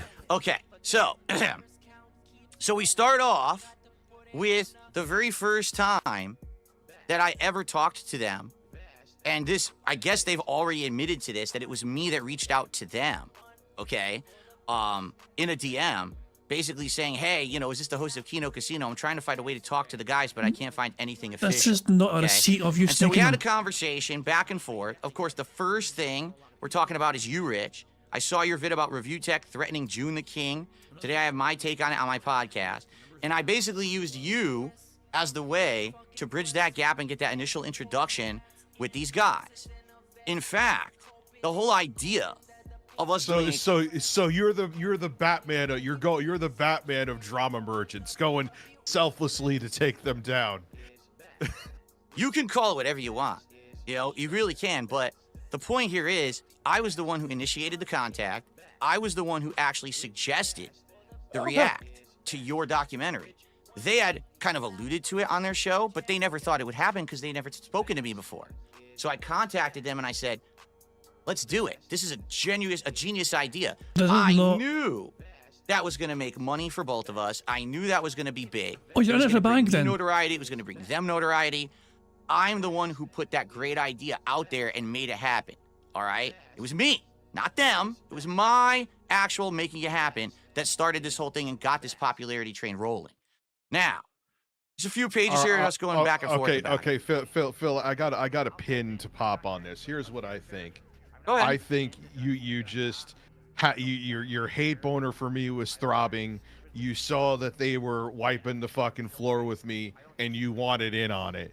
And when they embraced you see that and folder? treated you like one of the whack pack on Howard Stern, you got a taste of more money. You thought they feigned friendship with you, which you bought into. At least that's what it seems like. No, better yet, I think it was friendship, and I think you saw that you were getting money. So you, like, your nose was Andy Worski's asshole now must be spread out maybe like another 2 inches because your nose was so deep in there. Like, what I think you're doing now, as a matter of fact, I guarantee what you're doing now is because you know that this is disastrous for you, that you're trying to be like, aha, all along, it was my master plan. It was not your master plan, Phil. It wasn't. And look, that's fine, but I'm just not going to believe it. I don't think anybody with like a upper double-digit IQ will believe it. So we have 2 files here, and I'm just seeing if I can actually show you. So I don't know if you can see them on the screen, What everybody. is Here, I'm going to try this? to get this here. So this is the file of me talking with Andy in DMs. Okay, this is all of them, back to back, 182 kilobytes. The one of me talking with PPP, 1,031 kilobytes. Why? When did you make these, Phil? Right click on them, go to properties. When is the origin date of these? Where's properties on here? There you go. You right click on whatever file you're clicking on. Just made them a couple days ago. Here it is. I got them off of my X archives, and I used a third-party app to turn them into PDF files so that we could actually see them today, because or else you have to be in a web browser to see them. So the point I'm making why I brought that up is I almost never talk to Andy at all. Almost never. That was his choice. Is kind of the guy from what I'm to understand. He's the tech guy, all right? He's the guy that gets everything together, that the data runs the show. But PPP is the guy who actually gets the ideas, talks to people, wrangles them in, etc. I talk to PPP about 40,000 times more than I ever talk to Andy, and it's hilarious because the internet has this misconception that like I'm bros with Andy and we always talk behind the scenes about games. We almost never talked at all. I have endless folders here of me talking to PPP about all the stuff we did. I have a tiny folder of the few things I ever talked to Andy about. It's just a complete fallacy. But that's what people want to believe because they want to think that like I was his best friend or something. Andy, I'll be honest, I think that PPP is kind of the brains, while Andy is just kind of the operations. You know what I'm saying? Like, never did Andy contact me about an idea. Never was he the go-between. It was always PPP who was the guy who was talking to me about everything the entire time. Okay? So what I'd like to do... It was you... What would you like to do, Phil? You were the ones who were trying to make it like they were your best. So you're saying even when you defended them and went to bat for them with the numerous clips that are out there, and on your own channel, I've seen them because you always say it's always the track when they're like, oh, they're just razzing me. This was so you were humiliating yourself to get like a master plan of vengeance back on them. I 1,000,000% knew they were going to turn on me eventually. There was no way they were never going to because they've done it to everyone. They've burned every bridge. They do whatever they need for personal gain. And everyone knows this. Like you said, you knew it. Everyone else knew it. But everyone apparently thought I was the dumbest motherfucker on the planet. I'm not. I knew exactly what was going on from day one. They seemed to be the only ones who didn't get it. They thought I was that dumb. Or you were desperate. No, there's a difference between desperation and actually finally taking control of your destiny, which I decided to do for once instead of just being stomped on all day by everybody. The best way to take control of your destiny is to not get yourself involved in that. The best way to take control of your destiny is to do rewards for your audience that isn't you eating pizza. Like those are ways to control your destiny. The way to control your destiny is to make content that's more entertaining. You could say I'm a clown, I'm a buffoon all you want to, but me getting the tattoo of you near my left ass cheek as you as Dracula from Castlevania is bizarre. Maybe it's a little gay too, that's okay. But it's like people want entertainment, and right now you're not. I know we're going a little off topic here. You're not offering it. Did you see the video where someone said that you the middle manager, Phil? Did you see that video? No, I don't watch any of those videos. I have no time for it. I'm busy doing this thing here. It's think about it though. It's not. Don't even take it as an insult. There's truth to it. Where you're talking about a pizza party, like it's like if you're working commission sales and you hit a goal, but the reward is your audience watches you eat pizza. Mm-hmm. Yeah. You see where that's insane? Rich, there's entire businesses on the internet based on people eating food on camera. You realize this, right? But Phil, okay, I understand what you're saying, but I was like, let me go see his DSP. You have your DSP tries it on DSP Reacts, right? Yeah. That's where you put them. One of them at most got 2,000 views. You probably made like 75 cents off of it. Yeah, because that's not the business. That's the reward. It's $1,500 off. Rich. The funding for it, so I can do it. It's the opposite of what you're thinking. So then you're solidifying what I'm saying, that the reward for your audience is to watch you eat something that they could drive down the street and get themselves. Because that's what they want.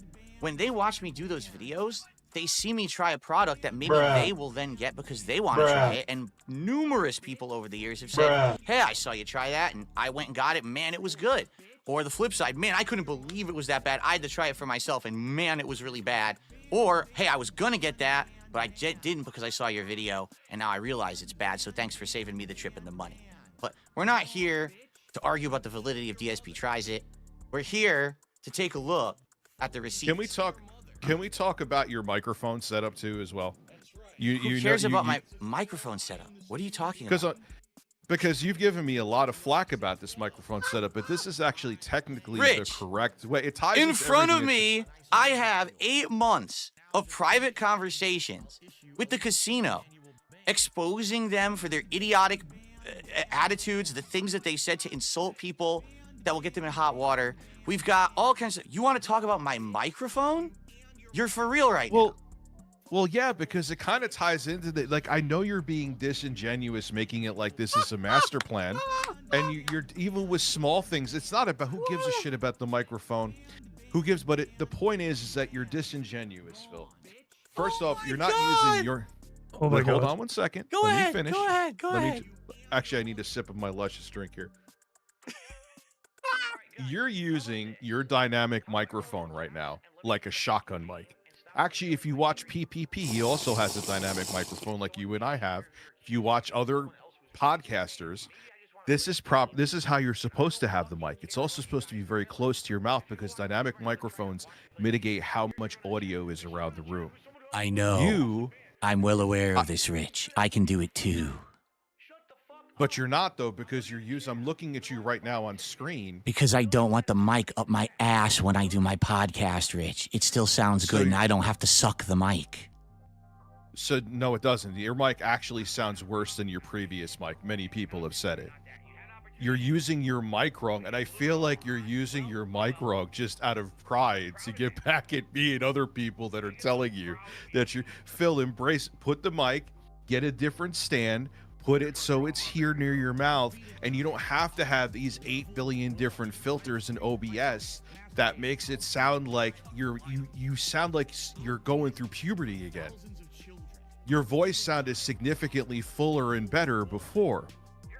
You know, and who cares about the mic stand in and of itself? It just shows, Phil, how you're disingenuous and why I can't believe you about this whole master plan. The mic is what shows Yes. I'm disingenuous. And that's why you can't believe the evidence I'm about to show you. Yes. Also, we could go into too when you got that mini PC. When you just make up facts Folks, off the top of your Folks, head. if anything, all right, let it be said. All right, I tried to get Rich involved in this because I thought he would add something. I thought he'd be interested Oh my God, he's gonna boot him. in what I've done here. He's gonna boot him. But I guess he's more No, interested I'm in interested. arguing I'm little interested. idiosyncrasies of nonsense. This He's is what gonna he check thinks is him. entertaining to the internet. No, This is It's not amazing. idiosyncrasies. It's not idiosyncrasies. Phil, what about? Can I ask a question? Oh, Now no. that mic stand that boom arm that you got, you realize I actually found it. I have it right here. You spent how many hours and you ended up breaking the boom arm, right? Why do you make your audience do your work for you instead of you looking up? Bye-bye, There is a Rich. Shure Broadcast 1 Bye-bye, mic. Rich. Hold on, Folks. don't say folks. Don't say folks yet. Don't say folks yet. There's a 1:30 mic video. Why couldn't you look that up instead of having a multi-hour stream where your audience's time you have to understand is valuable?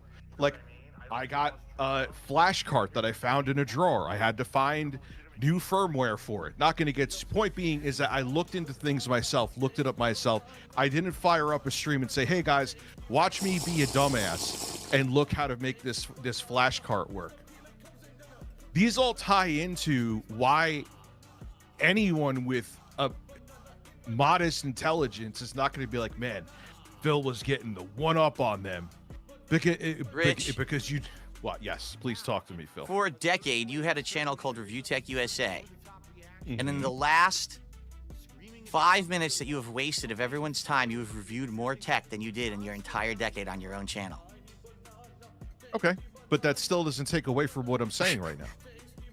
You are the master of bad timing and how to make things that are exciting incredibly fucking boring.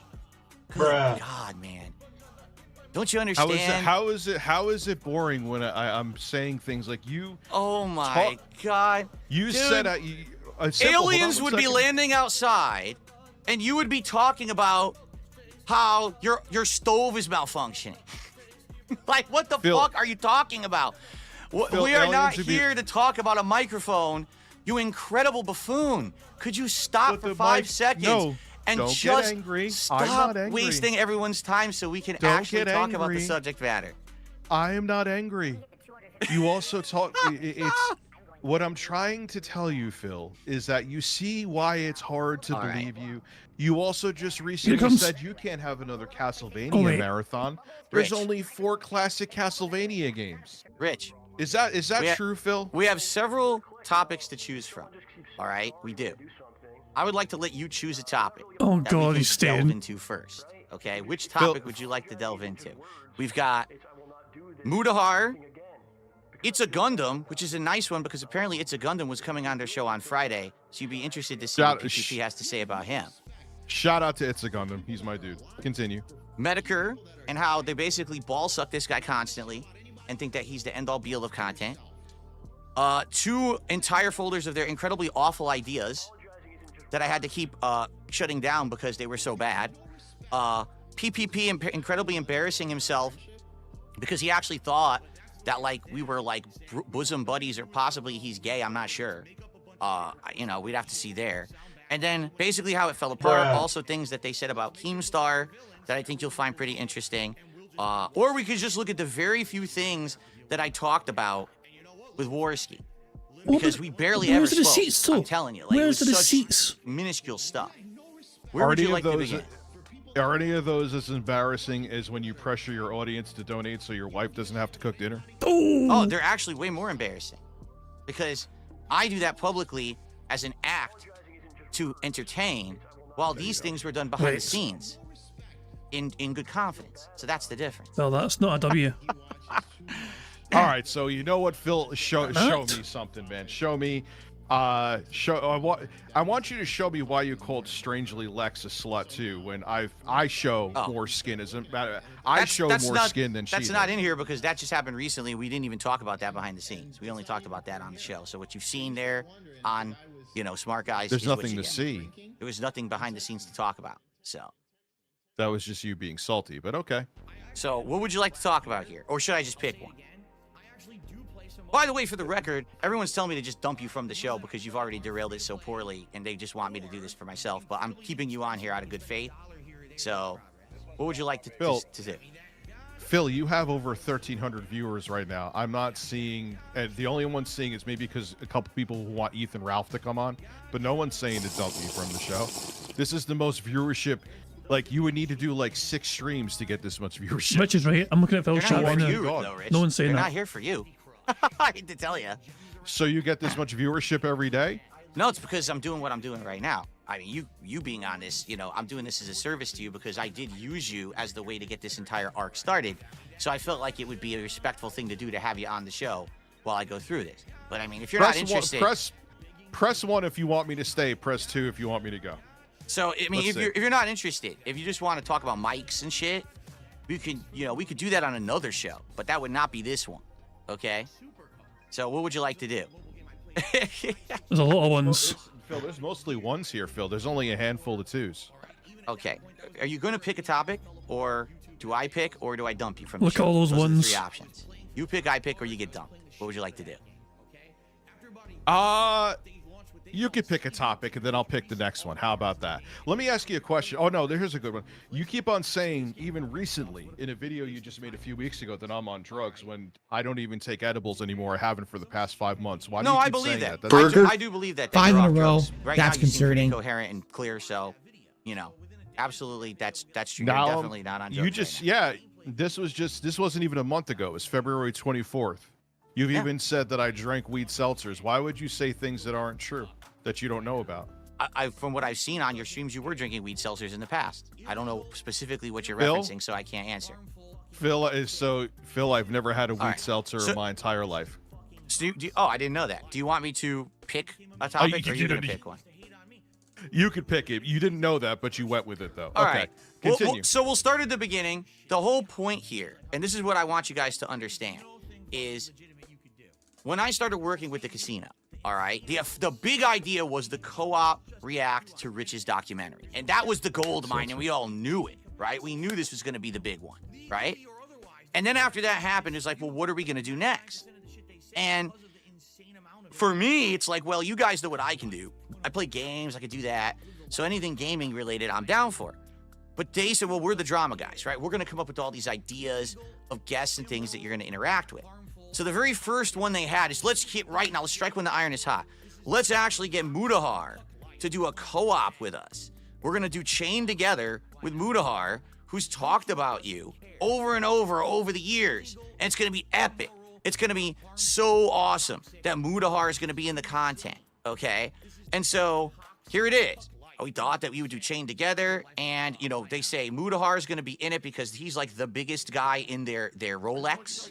Okay, I'm just paraphrasing because we don't want to read word for word here. Like I said, I'm going to drop the files at the end of the show so everyone can read them for themselves, word for word. That's why there's dates and everything here.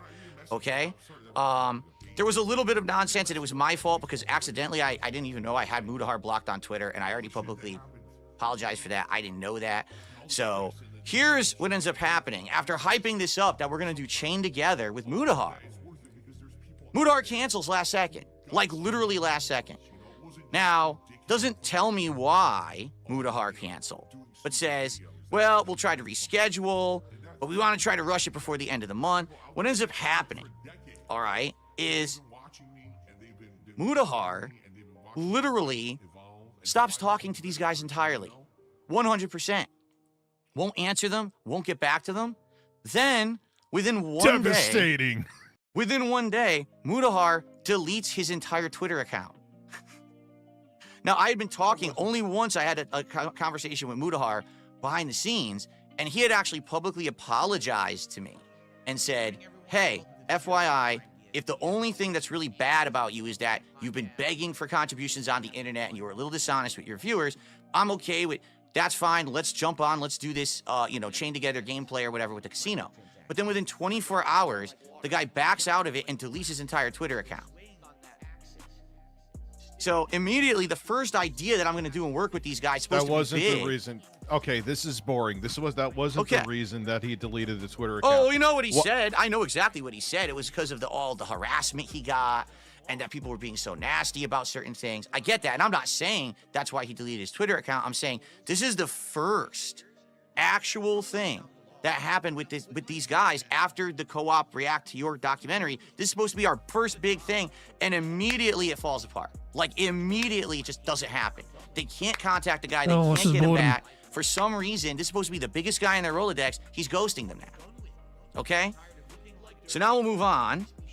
I think there was like one more here, but these are just me going through with them saying, look, he deleted his Twitter. I hope that had nothing to do with us. And you know what? So Worski says, I think he chickened out because he can't handle the heat. That's what Worski said right here, that Mudahar can't handle the heat of doing it. These are all nothing burgers. Where is the damning stuff here? We're gonna go. We're going through a lot of stuff. Relax. Relax. And then here, well, I'm trying to find it. He basically says, I think that, oh, this is Josh Moon. He says that basically the detractors contacted Mudahar en masse, and he thinks that he pussied out because your detractors contacted him. That's what PPP says. Okay? Screen share that link that I sent you. I want you to explain it to me. I'm not screen sharing any links. We're not doing any bullshit that you want to do. It's not your show. Why Okay. is you not doing it's not my show, but you brought me on the All right. So I think Phil, I think you thought this is going to be like some like battered wife, like, yes, let's go. I don't care about I really don't give a shit. I don't care about. He's gone. Okay. So I guess we'll continue on. Let me go ahead and get rid of this. I tried, everyone. Really, I did. We've won bingo. I tried to make it entertaining. That man is not entertaining in any way, shape, or form. I really wanted to give it an eye shake. But he's an idiot. Okay. We've won bingo. Wow. I mean, he really did not want to play ball. He did not want to have any fun. That guy is a loser. That's sad because I was trying. I mean, not that I want to be that guy's best friend or anything, but I mean, holy shit, dude.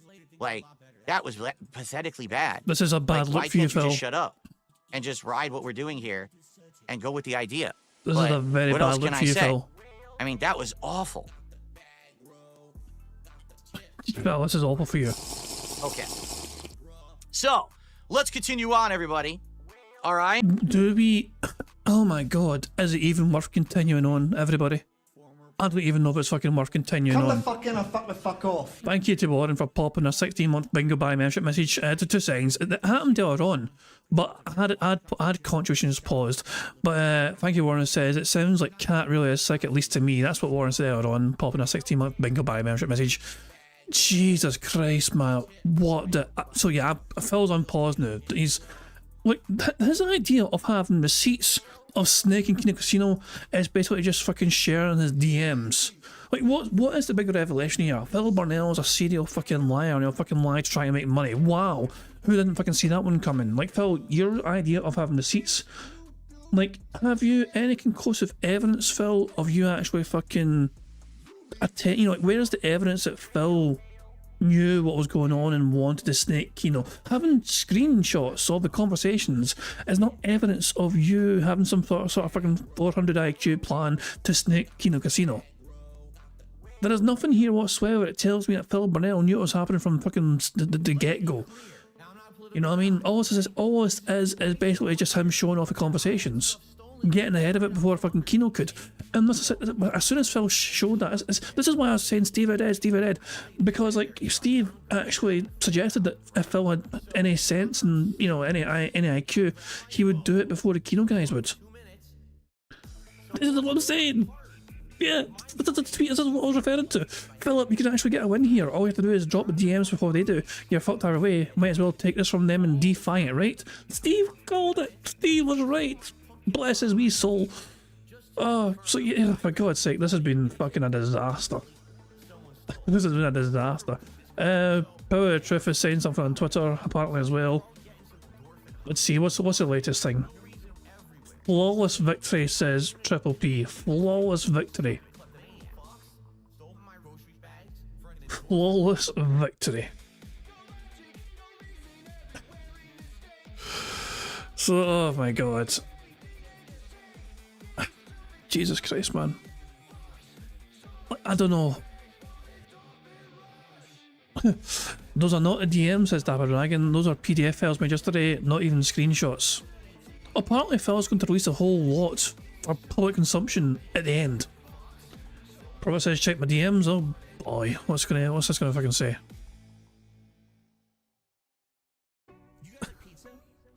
Well, this is... So... I checked my DMs. This is a screenshot. So what am I looking at here? For after the show, he took all the screenshots yesterday. This is how he was at damage control. Yeah. Well, it's the folders were created yesterday, or the folders were modified yesterday. Does that... So like, does the date these folders have? Is that just when he last modified files within the folder, or when he last created the folder? Like, I don't know, like, all this is just screenshots, and it's just basically his conversations with the Kino guys. So all Phil has done here is getting ahead of the game and show the conversations that he had with Kino before they could fucking do it. There's a good point by Sonny as well, 1:36 AM in the morning, you mean this one right here? Yeah, the 1:36 AM. And the rest are all 9:25 PM. It's incredible how the rest are all the same date. Is it worth trying? Like, it's funny how the other folders are all the same fucking timestamp as well. Like, fucking copied and pasted them from someone else. Like, maybe like fucking Darzak fucking went into his fucking... maybe Darzak fucking got it all for him. Dark Dragon says, do you understand how easy it is to fake DMs? I put one in the member Discords to go at 45 seconds. I don't doubt... See, I feel like Phil is being honest here. Like, no, let me... The DMs here are fucking not evidence whatsoever that Phil fucking got one over in Kino Casino. All Phil has done here is release them at his end before Kino could. I don't doubt that fucking Phil told Kino Casino my fucking wife's fucking Roger's not shit, you know, and my rabbit died and all shit. I don't doubt these things. I just think that Phil was full of shit regardless. And like, big fucking deal, Phil has fucking lied to his, you know, the Kino guys. He lies to everyone. You know? It's not a big fucking massive revelation that Phil Burnell's a fucking serial fucking liar. We all know he's a serial fucking liar. Dapper Dragon is shared some, an example of how to fake screenshots. Holy shit, Dapper. Cat keeps begging for your number from Dark Side Phil. Jesus Christ, that's actually... it's a shame we couldn't have, like, Phil's profile picture in there. Slight shame. His dumbass face, just like fucking staring. But yeah, this is... Shit, this is a weird one. Look, I don't even know if I want to continue, to be honest. Like, what the fuck is this coping session? We'll crack on for now. And the best part is we actually have some speed up juice to play with now. We have some speed up juice. I just realised I wasn't in 1440p there, not bad. Screw it. We don't have to worry about Bingo anymore. Bingo's been won. Phil kicked Rich off the fucking thing. Let's see how much worse we can fucking get, shall we? So up next, ladies and gentlemen, if you're not aware, one of the big things that's going on right now with the casino is that they're threatening that on Friday, they're going to drop all the logs, which I've already done. I'm going to give you guys a link in a second, so you're going to have them for yourself, all right? But they're going to have It's a Gundam on this Friday. It's going to be amazing. Wait, where's the link? Gundam and PPP are going to team up, and they're going to destroy DSP. Where's the link, Boy, Phil? I bet you guys are going to be really interested about what they had to say about It's a Gundam just a few months ago, because after we had the situation with Mudahar, okay, we had the situation with It's a Gundam. Now, you guys aren't aware of this because they never publicly announced it or even talked about it at all, all right? So let's take a quick look. It's actually better because you guys will be able to see the logs a lot better now. So this is PPP trying to contact me about a really, this will be a great show to have It's a Gundam on, all right? See, we have him lined up if you want it. It's a potential mega show with the size of his audience and the hype that's built for years around the meeting. Worski knew him for years. We could probably control it enough, but he is a detractor through and through and will be trying to score points. I think he has very little charisma or ability to live format, especially in a 3v1 scenario. So the first time that we even talk about It's a Gundam, they're actually insulting him, saying that he has no real charisma. In a live scenario, this guy will die, right? I think it's very easy to paint him as a spurg and a miserable alcoholic who hates his life and is pissing it away. It's a big limelight, and it's a live scenario. We have him agreed, and it's an easy booking. And basically I said, yeah, this guy, has been desperate to come at me for years and years and years. He's been in Andy's DMs from day one, begging for your blood. We told him to fuck off about 3 times, but he just keeps asking. He tried to talk us out of doing shows with you from the beginning. Wow, this sounds like an amazing collaboration, right? So I agreed to do it. And then immediately PPP says, oh, I'll be honest, I didn't think you were going to say yes. That's the show that we're going to make as soon as possible. We will have over 10,000 people watching live, guaranteed. All right? The biggest show. Meanwhile, Phil's audience has gone down a little bit since he kicked off Rich and is now 1,200. Any of us has ever done. I'm not kidding. It will make us all 1 million views. And I'm like, really? You think so? Slide out a couple hours. He's desperate. He's obsessed. He's definitely going to do it. All right? So basically, PPP is running It's a Gundam through the dirt here. All right? Our audience loves more than anything on earth a live confrontation between two people. So he's fucking saying what he thinks you want to hear in order for you to get fucking doing the fucking show. Like, Phil, I don't think Phil grasps the concept of having fucking receipts. Phil claims that he knew from fucking, this was all planned. He claims there's 2 years of planning and making. Look, is it? Some people are doubting the authenticity of these messages. I believe that these are the DMs that happened between Phil and Triple P. I don't doubt that. I'm not doubting that at all. Although the timestamps are kind of weird, but I think it's a pot. So I don't think Phil Burnell was responsible for fucking trying to put all this together. I think he had someone else fucking put it together. You think Phil Burnell is capable of fucking going to fucking Twitter and archiving all his fucking DMs on Twitter? He doesn't understand shit. No, he would have fucking got Darjak or someone to fucking date for him. There's no way Phil Burnell fucking understood how to fucking do this shit himself. I mean, people think these DMs are fake. I don't believe they are. I'm willing to believe these are the same DMs that fucking Ashton will have at his end to corroborate, like Phil. I think these. So people are thinking that every single DM. Like, do you think this is all fake then? Do you think this is fabricated information? Do you think Triple P never told us to Phil? Do you think Triple P never said that our audience loves more than anything else on earth a live confrontation between two people? Like, I don't. So what I'm. So yeah, but obviously. It's just, this is what I'm saying, it's still not evidence. It's still not receipts that Phil was fucking preparing to fucking snake the Kino or whatever. I don't know, it's a fucking weird one. I love how Phil's still wearing the headphones, he doesn't fucking need them anymore. Still trying to sell it to me. He says, I'm maybe even undervaluing it. If you insult him about his drinking and hiring prostitutes, I think he will spiral. Keep in mind, I don't even know anything about It's a Gundam. At all. Nothing. I know nothing about this man. This is the first time I'm even learning anything personal about him. I know nothing about my detractors. So he's sitting here telling me he's a drunk. He likes whores. He's a loser. He's going to fall apart on the show, and we're going to 3v1 this guy, and we're going to destroy him, right? And I'm like, Jesus. I mean, if this is really what they want, you know what I'm saying? If this is really what they want, I guess I'll do it. Okay, so I agree to it. Maybe the correct place is just to let him do his spiel. It'll expose himself. Don't treat him seriously at all. Let him do a tantrum, right? I'll do more research on him. This seems like easy pickings. So he is their detractor's golden child, and if he struggles, they will punish him. So essentially, PPP is completely setting up It's a Gundam. 100%. That's the point of this original appearance, was that they were... Or they're just telling you that to make it seem that way.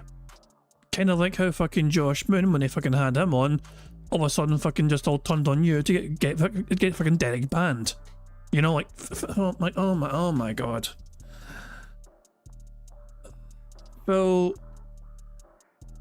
this what the fuck, man? I don't know. What do you guys fucking think? I don't know. I'm fucking defeated at this point. I'm giving up. Well, I want to keep going, but I'm fucking just done trying to fucking think. trying to set him up so that he would be embarrassed publicly, okay? So what happens?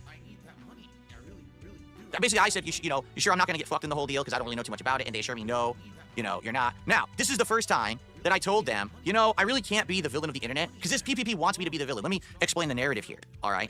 PPP wants me to be the villain of the internet. He wants me to portray myself like the worst person possible for drama views. And he thinks that if I did that, that I would absolutely explode in popularity. I'd make 10 times more money, get 10 times more views, all right? And I explained to PPP, listen, I can't do that. Why? Because I got a wife, and she's not been feeling well, and she found religion, and she doesn't want me involved in this kind of drama stuff, okay? Now, you guys already know, because I already told you this, some of that is true. Actually, last year, Kat actually did have some health problems, all right? So you're going to see me talking about some of that in these lives, all right? But in reality, and by the way, I can take off these headphones now, thankfully, okay? Basically, I don't want to change myself to be completely a drama guy. I'll do drama, all right? But these guys are trying to push me to the absolute extreme. They're trying to make it so that I will be hated by everyone on the internet, but it doesn't matter because I'll make big money, all right? So basically, I was like, you know, I'm gonna make something up. Now, every good lie starts with a nugget of truth. So what's the truth? Well, my wife had been feeling ill last year. She did have some health problems. That's actually why she stopped appearing in my content for a while. But that's not ongoing, but they don't know that. So what do? You tell the sob story. You know, she's not feeling good. She found religion. I can't be the villain, all right? I can't go that far. Now, what's funny is PPP bought it so bad that he's telling me that he's gonna send people over to tip me, which is kind of funny because I don't know if you guys are aware, nobody tips on Kick. Oh my fucking god. This... So he pretended to people on the internet that his wife had serious health issues for financial gain. And this is meant to make Phil look like a good person? Kick is just sub, so I don't even really know what he was like saying there. Maybe he was, again, maybe it was true, maybe he actually felt bad, or maybe he was trying to glaze me even further, like, oh, I'll try to send even more people your way, even though at this point, you know, we're talking early October, some of the momentum was already slowing down, because remember, this had all started in August, okay? So, anyway, we continue on, and so he says it changed his perspective on the situation, but nothing changed after this, okay? So I clear out my slot or whatever. All right, here we go. Here is the results of what happens with PPP and Gundam. Get this, after all of Gundam's tough, scrappy dude talk of let me at him, he bitched out of the interview. I think he's legitimately scared because it became real. That's what PPP has to say about everything. He says first, oh, this guy's a bitch, this guy, you're gonna destroy him, here's all the stuff we can use against him.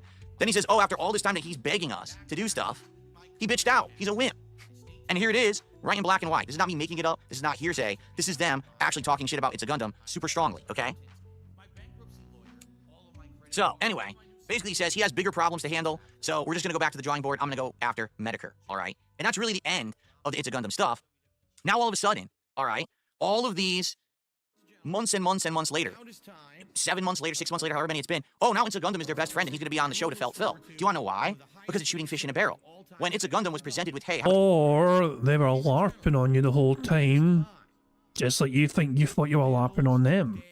A neutral show with Darkside Phil and you'll go at it, he declined, couldn't do it, can't handle it. But now he's their friend because now they're gonna team up against me. So, says a lot about It's a Gundam, says a lot about the casino, who literally sat there talking shit constantly about It's a Gundam. There's folders 4 and 5, by the way. But did he delete them accidentally, or were they there earlier on? Like, I'm confused where folders 4 and 5 are. Like, where did the folders go? You see, it's like number 1, 2, 3, and he just got to 6 and 7 and 8. What did he just delete the folders 4 and 5? Were they? Did they have very serious information that Phil's not even fucking willing to share? Well, it's too embarrassing. I can't share on that shit. What this is? Triple P played Phil, Teresa DMs, Lamau. What the fuck, man? What the hell? Make this happen, telling me this is going to be it, we're all going to make money, it's going to be giant, and then they couldn't make it happen, all right? So I want you to think about this. I come up with the idea with the review texting, okay? It works, it's giant, it's huge. I make it happen, it blows up, it's ginormous. Their first 2 big ideas are let's do a co-op with Medicare. Excuse me, let's do a co-op with Mutahar. Let's do a co-op with, or an appearance with It's a Gundam. They flop. The one thing we did do together that did okay was the appearance with Josh Moon. All right, Josh Moon being the head of Kiwi Farms, and that did okay, but I don't really think that went the way that was going to blow up. I think people wanted it to blow up, and it didn't. Okay. So Phil, how about this? If you're snaking the Kino guys the whole entire time, does that mean you're going to unban Derek? Since you didn't want to fucking ban him, but you fucking had to try and keep Kino sweet on your side. As part of your grandmaster plan, you had to ban Derek because they fucking told you to fucking ban Derek, or they wouldn't fucking support you. So I going to fucking to ultra felt the casino guys. Unbanning Derek would be the most absolute felting of all. So, it is what it is, but the point is, they keep coming up with some of the most half-assed, cockamamie ideas over and over, and they keep telling me to do them, and I'm like, are you crazy? This shit isn't gonna work. So, just a couple more dumb ideas that they came up with that didn't come to fruition. Then we're gonna talk about, you guys are talking about the whole PPP thing offering me a trip to Florida. Oh, you'll like this one. You'll like that one. And because I'm going to show you the truth about that. We got so much to go through, but the thing is, I don't know if we'll have enough time to go through all of it, but I think you're seeing the point here. But we'll get to the end and you'll understand how this all, actually came to the end as it did. So what's the next big idea? Well, man, we're kind of running out of ideas. Can we get Frank Hassel to come visit you? No.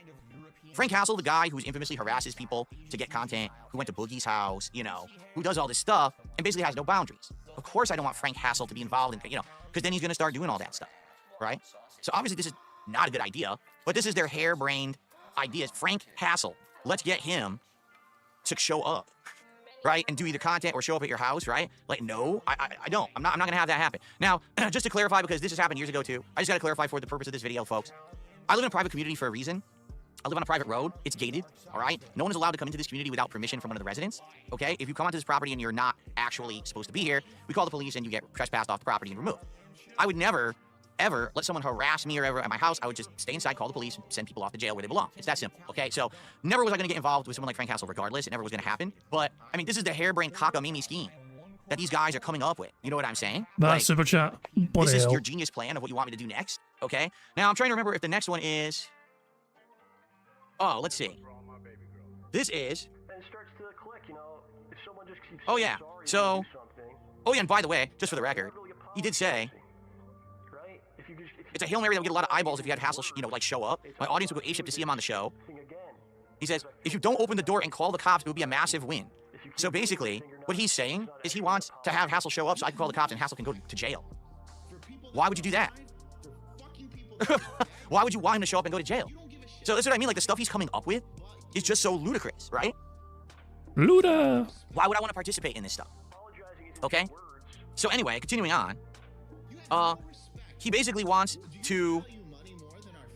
What is this? Some magician he wanted to get on the show or something like that? I've never even heard a guy with puppets and magicians. Oh wait, this is Steven. This is the first time he told me about Stephen Cambion, all right, or Cambion. Now, you want to talk about another bad idea, all right? For those who don't know, Steve Cambion, who is the guy who runs that True Seeker show, who they've had on their show a couple of times, does the UFO stuff, all right? He basically tries to expose people who are lying about UFOs and extraterrestrials and stuff like that. So he pitches to me that I should do an interview, but I should interview Steve on my show, all right? And I'm like, I don't think that this is something that would make sense because, why would he be on my show? I'm not even interviewing people anymore, but maybe I would do it anyway. I would do them the favor. The thing is, we kind of got busy with doing like smart guys and stuff like that. Okay? And then eventually what ends up happening is PPP contacts me behind the scenes and gets me to do this interview with Steven. Okay? And the interview, as you know, wasn't really an interview. It was just an attack session. All right? Now, the bummer is I can't show you the one little conversation we had about it before, because this was actually took place verbally after we had filmed an episode of Smart Guys. But there was a conversation where basically I said, so you want me to go on Steve's show? I guess I'll do it. But you know, what's it going to be? And he said to me, oh, this is just going to be like a softball interview. And when he told me that, I 100% knew that it wasn't going to be a softball interview. Where's the evidence, Phil? Where's your receipts for that? Super convenient if fucking receipts go missing just at that point in time, eh? Phil, this is literally nothing. You have not shown evidence whatsoever that shows that you knew what you were doing from day one. You have not shown evidence whatsoever that you were trying to fucking source a particular fucking brand of drama content creator to try and fucking manipulate them and fucking milk them of their audience and their fucking money that their audience fucking attracts. I'm still waiting for these fucking damning receipts from Phil Burnell, which shows that he fucking knew what was happening the whole entire time when he fucking done it for the bag. I knew that he was kind of starting to snake me, but here's the thing. We had been planning stuff behind the scenes the entire time. That Steven interview, all right, was not legit. I knew going into it that he was going to bring up drama. I knew that he was going to be talking about the drama. Like, it wasn't like he blindsided me and snaked me. The point was that we were supposed to milk the detractors, okay?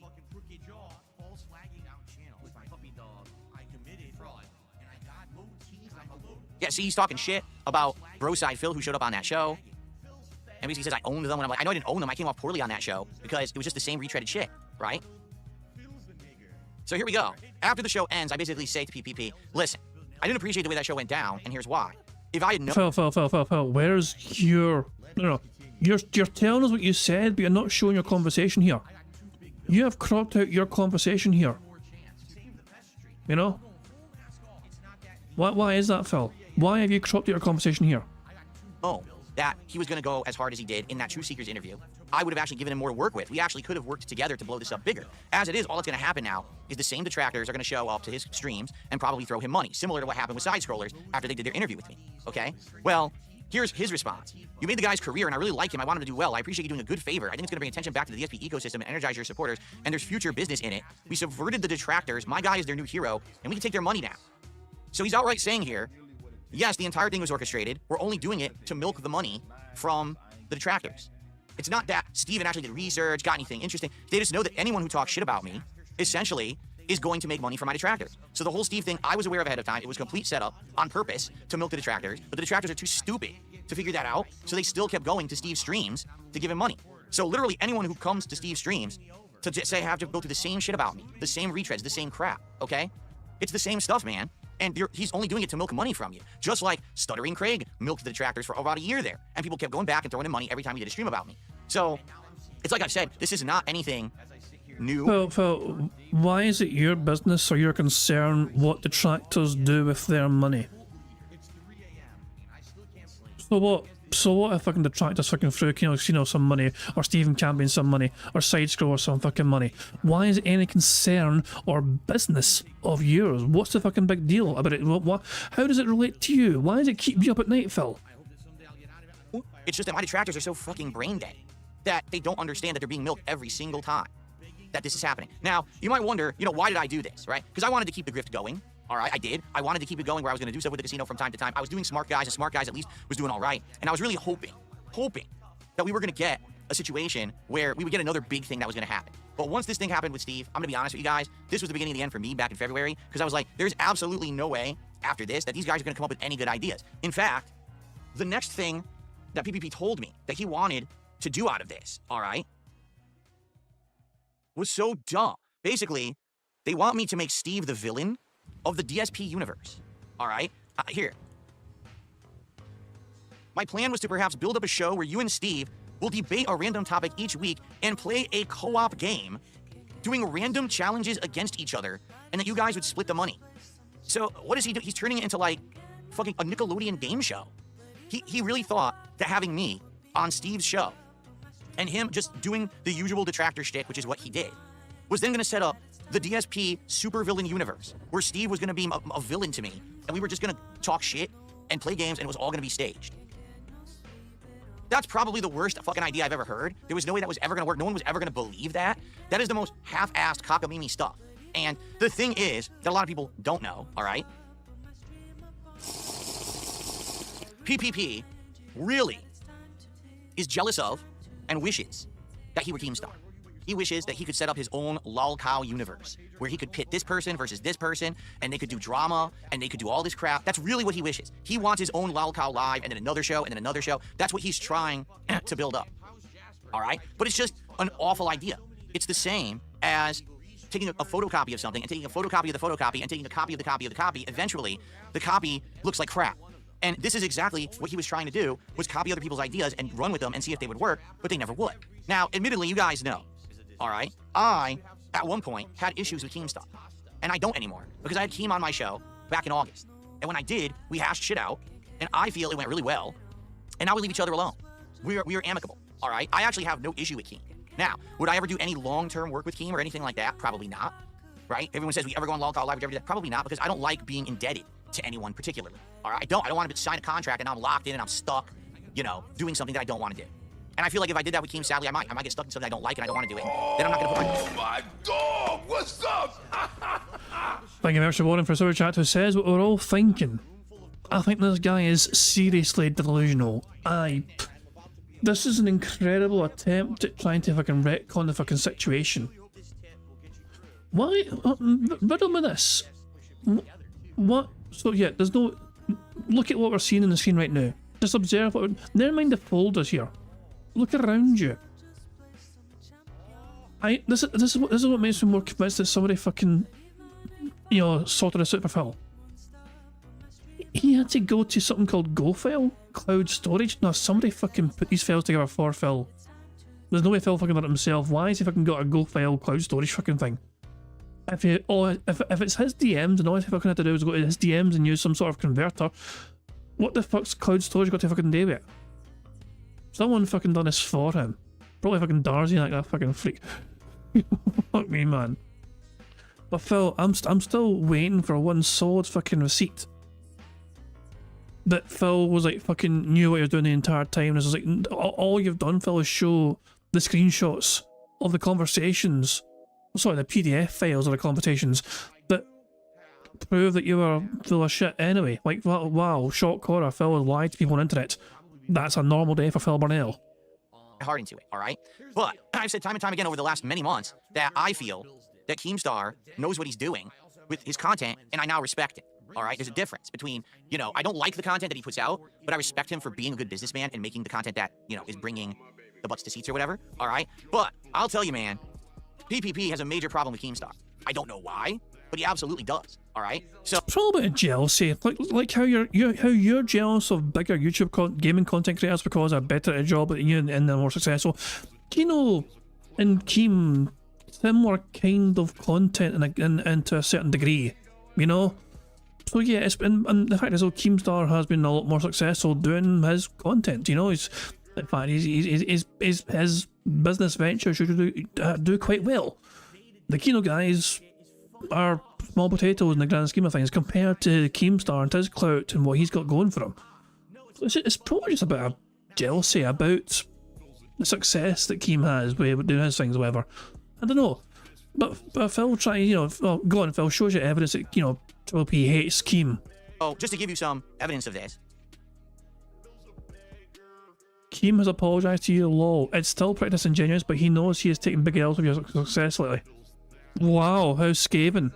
This is when Keemstar publicly apologized to me on X, and this is actually what happened, is that he ended up then being on my show as a result and having that really good interview back in, what was it, August or September?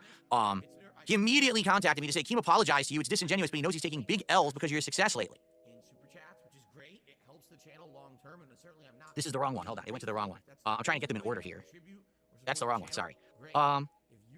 So basically, what ended up happening was PPP kept saying bad things about Keem, and I basically... But you said, I am playing Keem so hard, wait until you see where this goes, lol. And for the trophy, he's like, God bless you, King, fuck Keem, man.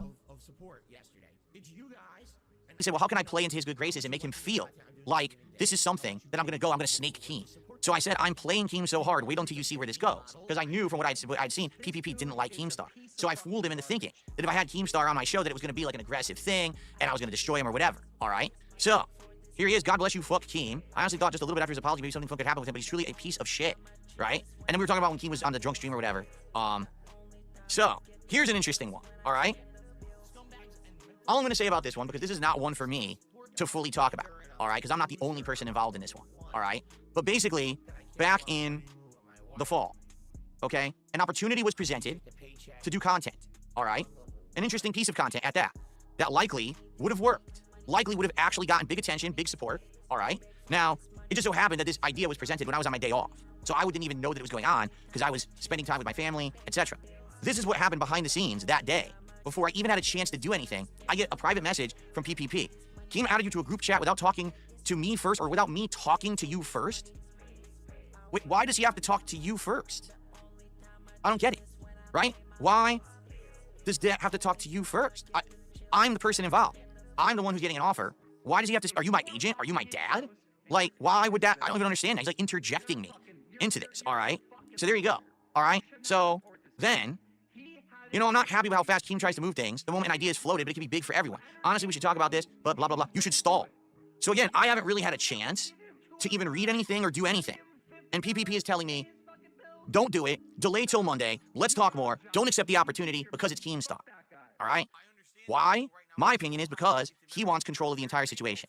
He wants to control, he wants his own lolcow universe, right? So he wants to control me because I'm his talent, right? He doesn't want me to have an opportunity with Keemstar. He's afraid that Keemstar is going to snatch me away and have me involved in other content. And it's disingenuous that Keemstar would come to you for this idea instead of actually, like, you know, talking to the casino first about it. Like the casino owns me or something, all right? Now, listen, you will see, because again, these logs are all going live after I end the show, that basically, in this case, all right, in this case, I did talk a lot of shit about Keemstar, all right? But I'm eating into what PPP is saying. I'm trying to make him feel like I'm his guy. I'm his confidant. I'm with you no matter what, all right? Remember, I'm not trying to get into overly drama content, right? I want to do some, but I don't want it to become my end-all be-all, all right? So, in this case, he is completely cutting me off from doing that, from having any say or having any opportunity to do any kind of judgment for myself. He's just telling me how to behave. So I'm going along with it because, again, I don't want the sham to end. I don't want him to know that I really don't like him and that this is all me just working these people, all right? So, you know, I did say some stuff, and you'll see it in the logs, okay? But this is me just going along with the conversation to get him to keep going. And eventually, the whole thing fell apart, and we didn't do anything with it. Okay. Let's see. Oh, here we go. I'm still waiting for the evidence of Phil fucking knowingly fucking doing some sort of fucking... Like, where is the evidence that Phil knew what he was doing the whole time? Like, what's going on? Like, where is your evidence, Phil? All you've done so far is reveal that you fucking like to lie to people on the internet to make money. Which was not a fucking revelation, BTW.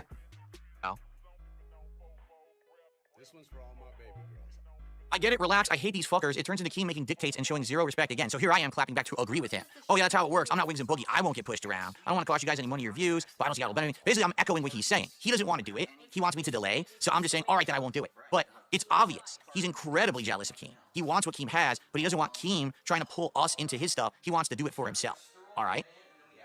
Okay. And then once again, many months later, another offer gets made. All right? And basically, this was one. I'll be honest, I probably may have done something. But this guy, again, oh, he has no idea how to approach you in your business. Holy fuck. It's brain dead over there. Again. So this is just going on. Anytime that there's something going on with Keemstar, PPP is so upset. He wants to be Keem, but he can't get anything that Keem has. All right? And if I tried to, you know, oh, there's an opportunity. Maybe I could be involved with something that has something to do with Keemstar. Oh, no, you can't do that. Delay. Don't do it. Okay. Well, I guess we'll continue on with the embarrassment of Who PPP. fucking cares? All right, now this one, guys. This one is going to be a good one. All right, to be honest. This is one that he has talked about as if it was some kind of a big positive for him. PPP has said, I offered Phil money to fly out to Florida to paid vacation for him and his wife, and he declined. What kind of a guy would decline, and why you know, why am I such a, how can you say I'm a bad guy when I offered him this? All right? Here's the truth of what actually happened in the situation. So recently, PPP has been saying, oh, fuck pro wrestling. Pro wrestling's for losers. Pro wrestling sucks. Pro wrestling's awful. Also, I was always the butt of the joke when it came to Hogan, because it was Phil's pulling Hogan's in WWE Champions the mobile game, right? That was always the thing. Well, guess what? This guy is a much bigger mark for wrestling than I ever have been. This guy is a huge mark for Hogan. I mean, in the first episode or second episode of Smart Guys, he shows off that he bought all these collector's belts. He bought the Hogan belt. He bought a Bret Hart belt. He spent all this money on belts. So what the fuck is he talking about? He's the one who loves Hogan and sucks his balls, talks about him all the time. Like, he was a very small part of one episode of Raw, and he just kept bringing him up every fucking week. I was like, dude, why are you doing that? Why? No one cares about Hogan. He's not even part of the show, really, right? Well, It all came to fruition when this happened, out of the blue. Hey, Phil, when was the last time you got to go on a vacation or a trip? I know this might be beyond your comfort zone, but Hulk Hogan has a bar in Tampa Bay called Hogan's Hangout. And for the Super Bowl this year, he's going to be at the bar with a bunch of other wrestler friends. I think I'm going to fly down for the event and rent a table. I want to offer you to pay for your flight and hotel if you want to come down for the weekend. We could drink and hang out. You could film videos, and it would be a tax write-off. You know, I know it's crazy, but it's something fun that we could do. And maybe we could meet Hogan. Okay? Now, you might say, does that sound like a paid vacation for Phil and his family? No, because it's not. All right? I had been talking with these guys for months. All right? Night after night, behind the scenes. Well, also the initial suggestion was, how about you fucking come down here as well? We'll enjoy time together as friends and meet fucking Hogan away. Like, to me, this comes across. I don't see, like, this comes across as genuine. The thing is, were Keno Snake and Phil the entire time? Kinda.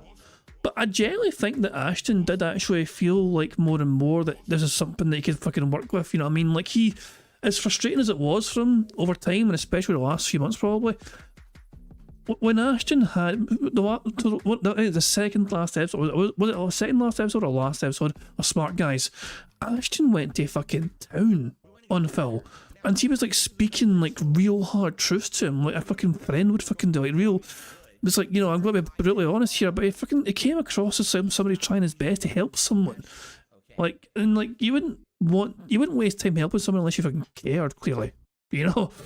So it's like, did Ashton actually want to fucking do this and have this sort of happen with Phil? I think he would have been. I think he genuinely wanted to do it. I don't see this as a lark from Ashton here. I see this as something, as a genuine thing to offer Phil to get involved with as well, because obviously of his own history or whatever, fucking like the Hogan stuff in wrestling or whatever. Making them feel like I'm their friend, building up confidence, particularly PPP was the one who I talked to the most, all right? And out of nowhere, we had never had any plans to ever do anything, you know, in person. We never, you know, oh, let's hang out or nothing. Never. It was, you know, it's a business relationship. It's supposed to be work, right? All of a sudden, he takes it to the next level, all right? And I'm going to be honest with you guys, when I see something like this, I actually felt bad, because it's two things. Number one, it definitely means that the trick worked. That even though these guys at a moment's notice are ready to snake me, no matter what, because everyone knew that from the start, right? Everyone knew they were going to turn on me no matter what, all right? We knew that. But number two, if he's offering me this, I don't know if this is an offer of, oh, we're friends and we want to go hang out. I'm going to be honest, I think this is a cry because he's very lonely. He doesn't really have anyone to spend time with, which is probably why he would chat with me at night so often, you know, in the middle of the night. I mean, look at the time of these texts. It's the middle of the night. For me, this is... Oh, you were also chatting at the same time, so what does that say about you? the time that I'm getting ready to go to bed. For him, he's in the East Coast of Canada. What is this, like 5 in the morning? And he's sending me these texts, talking to me about this stuff? Like, what is this, right? So, obviously, I think this guy's very lonely. I don't think that this guy has any or many friends. I think he's burned all his bridges. I think Andy is his business partner when it comes to the casino, but this guy doesn't really have anyone to talk to about wrestling. He doesn't have anyone to talk to about anything. So, after having done this work with me for many months, and then all of a sudden, you know, doing Smart Guys and seeing, hey, we both do have a affinity for pro wrestling, he reaches out to me in this way. Now, I'm gonna be honest, I'm very embarrassed when I get this, because number one, all right, I'm friendly with this man from a work perspective. I'm not necessarily considering this guy a close personal friend or anything. He probably thinks that way because I've been feeding him these lies for months and months about family members and shit to get out of stuff, so I don't have to get wrapped into his drama shit that's awful by ideas that aren't gonna work, okay? So, basically, I'm like, damn, he definitely got, you know, he's lonely, he's got full, I'll be honest, maybe a little bit of gay, I don't know. Again, that's not anything bad if he is gay, I don't know if he is or not, I really don't know his sexual affiliation. I'm not trying to say he's gay, but it's a little weird when someone who you've never spent any time with in real life all of a sudden is offering to fly you across the country, all expenses paid, to a bar in Florida to drink and see Hulk Hogan. Like, this is a little gay. Oh, it would have been a tax write-off because you would have fucking made videos and content about it. That's what he's explaining here. You know, like, it's like if you do it as part of your fucking content creation, then like you can pass off a whole bunch of that as a tax write-off and business expenses because you're making content for your YouTube channel or whatever. Fucking hell. So Phil, the person who has had no friends whatsoever since fucking he burned that bridge with Rambo, is confused when someone's trying to be friendly with him. Like, Phil, like like one of the biggest hermits to ever exist on the fucking internet. Oh, fucking hell, man. Brian says, I know this company and they have multiple locations and sometimes they fly across the Atlantic to meet up. Our whole new employees gay. Jesus, man. Sonny says, so I message BST or King Jad when I'm sleeping. They have to wake up, message me back, and me the same. But yeah, I mean, also, time zones are a bastard, you know? That's what you get when you're fucking doing it on the other side of a fucking planet. Okay, just being honest. Okay, now, for those who don't know, I'm happily married. My best friend is my wife. I've said time and time again. Phil, your only friend is your wife. You have no fucking friends. If I'm gonna spend more time with someone, it's gonna be my wife. It's not gonna be PPP spending time at Hogan's Bar in Florida, brother. So I very respectfully declined and said maybe if it were 10 years ago, this is something I would have been interested in, but I'm tied down and rooted in Washington. I couldn't in good conscience go on a trip without my... So on Friday, I'm going to be spending time with my friends. Why? Because I want to catch up with my friends, enjoy their company, have a few drinks with her, play some, like, I don't know, I think I'm going to play some pool or something, I don't know. But yeah, like, well, on Friday, I won't be here. Bingo's not happening on Friday. Why? Because I'm spending time with my friends. Not the fucking plural. Multiple. And Phil's, and meanwhile, Phil Burnell, the only person he has in his own fucking life is still, I can seem to tolerate being around him, is his wife. She is the be all and end all that he has. He has nothing else. Wife, because I want to spend time with her. So what he says is, I would pay for her to come too, and we'll set up Jasper with a sitter. No pressure. I know it's a lot of, again, the health issues, you know, with my wife that we had mentioned and stuff like that. And then he said, I can understand Phil's hesitation as to fucking going ahead of us because, like, I mean, he doesn't know, I mean, when you break it down, he doesn't actually know the Kino guys as much. It's like, it's what, it's like 8 months, you know, at this point in time, it's like fucking 6 months or so. In January, screenshots are from fucking January, you know what I mean? And they started in August creating content together, you know what I mean? So, it's a bold move to suggest maybe, like, you know, oh, we can fucking go to Florida together, you know what I mean? After, what, half a year, if that. I can understand that. But, yeah. And it's like, was Ashton being genuine or was he snaking Phil? I don't know. The more I see this, the more I think that who was doing the snaking here? You know, like, to me, Phil's coming across as a true snake here. But, because, like, you know, obviously, Kino used Phil to make money and content. No shit. But that's how the fucking YouTube game fucking works. You know, you meant to fucking do shit together, you know what I mean, on different channels, different platforms to fucking boost your fucking audiences. That's what collaborations are all about. Phil doesn't quite understand that concept. oh, I want to get you guys out of the house and so that the distractors can suck cock forever. That's not true. A moment ago, you just said you wanted to fly me down to spend time at the bar. Now all of a sudden, it turns into, oh, well, now I want to fly you and her out because I want to get you out of the house to basically spite the detractors. That's not what it was. What happened is he got embarrassed because he saw that I declined and said, nah, you know, dude, it's not like that. I don't like you like that. I got a wife, you know? And he's like, oh, shit, let me spin it out that, oh, it was actually, you know, his wife and his family, all right? Ridiculous. So anyway, again, I would put you up at the Hilton by the beach, and then just, I feel bad for pressure again. I say, it's all good, right? It's just so bizarre. Like, so he basically 100% thought that everything that I ever told him was genuine when most of it was bullshit, okay? And quite frankly, that was one of the most embarrassing moments because he actually thought that, like, I was like, you know, a close personal confidant of him, but I really hadn't told him anything that was anything secret whatsoever. None of it was real. You know, it was all bullshit. That's what I mean, like, all this week, every time that they're doing Kino Casino, they're like, here's something, a big revelation. Phil has a rabbit that died. Phil's wife was sick and she found religion. I'm like, it's every lie I've told him to get his confidence over the last 8 months, and he's spewing them out to the internet like there's some big deal. The truth is, even if they were true, that's still fucked up. Like, that's supposed to be private, personal shit that you never would have to tell anyone, but yet you're doing it anyway, even if it were true. Now, it's not, but even if it were, man, that's fucked up. But the thing is, his audience is so dumb and stunted that they think that that's like, oh, he's saying he's spilling the tea, this is exciting. It's not, it's fucked. Well, here's a question then for you. How is anyone ever meant to trust you again if you're not willing to...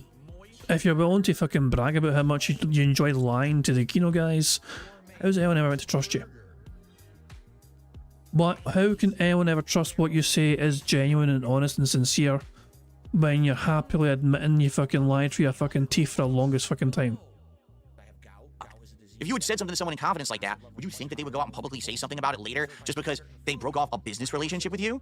And by the way, we're definitely going to look at that, all right? Because I absolutely know that you guys want to see how it broke off and how it ended and how unhinged PPP became at the end, okay?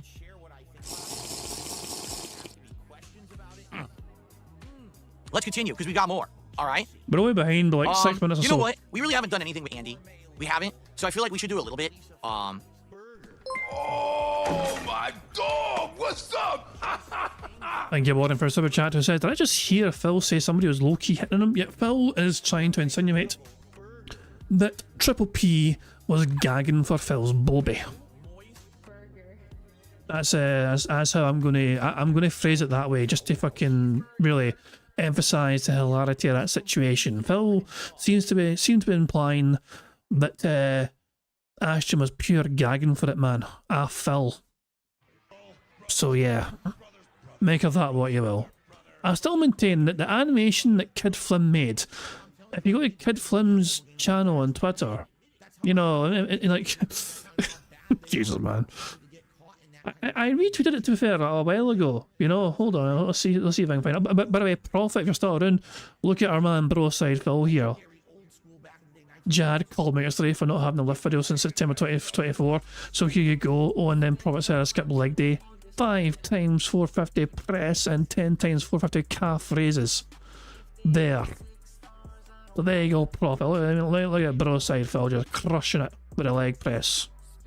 Meanwhile, all Phil has is a fucking beg press. But yeah. Oh, Christ, man, hold on. So, what was it I said? Where was it? 2 seconds. Let me find this. I mean, I'm scared to find it. I want to find it, but I'm scared to find it because it's quite graphic. Oh, I found it. Oh, shit. I'm going to click this and then I'm going to regret clicking it. Oh, okay, cool. It didn't show the thing. Okay, I am going to copy a link to this tweet and I'll let you guys explore for yourselves Kid Flim's animation. That way I don't have to show it off on screen when it's just quite graphic, when it's a Kino. Basically it's the Ashton is... Ashton and Worski are fucking just fucking spit roasting Phil. Jesus, man. It's a pixel animation and it aged very well. You know, so yeah, by all means, if you click on this tweet here, the tweets, and this one, you click on that, yeah, there you go. Broside Phil, you're asking how far we're into this? We're way behind Phil by, 7 minutes or so. So we're not far behind. To be honest, I know Andy apparently doesn't like me, but I've barely talked with the guy, so I just don't know him that well. And I don't know if everything he's ever said is a sham or a ruse. I don't know if he just goes with everything that PPP tells him. All right, very well it could be that he just goes with every single thing that PPP tells him he's a pushover. Yeah, bro, so we just got to that part. Ashton, was trying to get into Florida and Phil's like, is it gay? Yeah, so yeah, we just finished that part there. All right, I don't know, but, we're in a situation here where I barely ever spoke with the man. And so it's very odd to me that... I like how Phil changed the stream title. The original stream title was RTU appears on the podcast.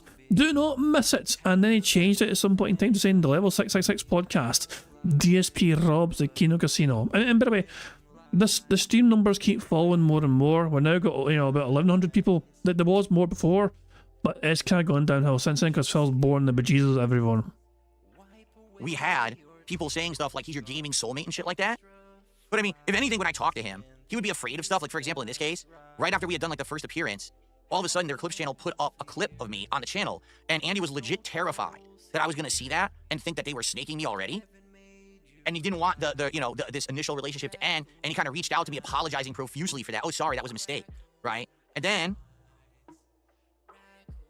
we were talking about gaming collabs. This is another thing. We keep talking about every once in a while games and gaming collabs and things like that, but they never happen. And again, I don't know if that was just a case where they thought that gaming collabs would not work on their channel. I think the Chain Together collab worked well. I think the only reason that the Black Ops Zombies collab that we did on Halloween didn't work so well is because that game doesn't really allow you to interact that well because you gotta kill zillions of zombies. And also, I was drinking and we were all tired from I was doing a marathon, so it's not gonna work as well. If you did a different kind of game, there's tons of games out there that we could have done, but it was always, we're gonna do it, we never did it. Instead, it was, can we do this drama, this piece of shit drama, and none of them ever worked. So that's why stuff fell apart. So when Andy's coke allegations resurfaced, 100%, I reached out to him to be nice to him again, just pushing forward the ruse that I'm their friend and I've got their back, as Review Tech said, simping for them, saying, don't worry, I've got your back, I got my own detractors, stuff like that, okay? Then there was the pedo arc where apparently it was leaked that these guys had gone on a vacation to Vegas, and in that vacation to Vegas, the person who had financed the entire vacation was one of their followers, and he was a pedophile, and he had been outed, so now it's like, dude, you just took $100,000 from a pedophile to go to Vegas or whatever, and I didn't know anything about it, but all of a sudden, Andy starts hurriedly sending me all this stuff about this. See? Your detractors in RTU are trying to say I'm a pedo and snorts through video. Here's the deal. I'm at the end of RTU accusing me he watches the video and exposes it was all bullshit. Snort gets a shout out, I guess. So Review Tech USA shouted out Mighty D earlier on. And then what else? So, it's a Gundam. He gave him a fucking verbal shout out for that as well. It's a Gundam. That's my dude there. It's a Gundam. And now Phil has accidentally shouted out Stuart Burnell. God, if I'm not fucking careful, I might get a shout out at this rate. Yeah, everyone's trying to sweep that. Mr. America made an entire video explaining it's all. Like, why would I care about this? He's hurriedly setting me to this like it's important, and I'm like, I don't care. But he's so terrified. You know what I'm saying? That this is gonna actually like resurface. Let's see here. Where's the one? Oh, I forgot about this. All right, here we go. So after he had brought up the coke allegations, all right, he says, I've been sober since November 10, 2023 to bring up my past addictions to try and make you hate me. I said, I believe you. Even if you weren't sober, I'm reading because I know my camera's blocking it. Even if you weren't sober, it would be none of my business regardless. Why would I care? They're stupid like my own detractors. And he says, yeah, exactly. If I wasn't and I ran a good show, wouldn't that be impressive if I was doing coke and putting on a good show? Wait, what? Did you hear what he just said? He just said, hey, if I am still doing coke, isn't that fine because I'm still putting on a good show? Oops. You probably shouldn't have said that.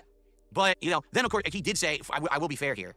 But I'm not, so thanks, man. But I mean, that's pretty crazy that he just said that. Oh, if I'm doing coke and I'm running a good show, it's fine anyway. Oh, but I'm not on coke, by the way. Like, anyway. So the last thing, I mean, there's tons here to go into, but I know I only have probably about an hour left. Who fucking I don't cares? want to really bother with this shit. So How long left? the last thing, I mean, there's tons here to go into, but I know I only have probably about an hour left. An hour. You have an fuck off. I have an hour. Fuck. Get the fuck out of here. Oh my dog! What's up? Thank you very much for calling me Astro for the super chat. It says, is it safe to say there's a lot of context? Well, Phil is actually, yeah, actually you're right. But unless Phil produces the absolute fucking raw format, screen, you know, if it's one big massive file of everything that was said, and one, these are just chunks. These are small out of context chunks of clips from conversations that you had with people online. So where's the full context, Phil? You're providing snippets of information, but you're not providing the full context, and therefore, your information you're providing is unreliable, going by your own dumbass logic. I agree, Astro, it is completely out of context. That I want to really bother with this shit. So basically, the one final thing that I'll say about Andy, all right? This, I don't understand.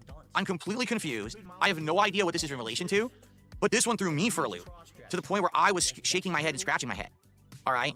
It's Valentine's Day, okay? It's literally the middle of the afternoon on Valentine's Day. Keep in mind, again, I don't talk to this guy a lot. The logs that I have with him are 100 kilobytes. The logs I have with PPP are over a megabyte, so it's 10 times more. I talk to PPP than him, okay? Well, yo, why'd you unfollow me? I hope you're well anyways, dude. Keep well, brother. Huh? And I responded later on in the day when I just happened to open this. What, you mean here on X?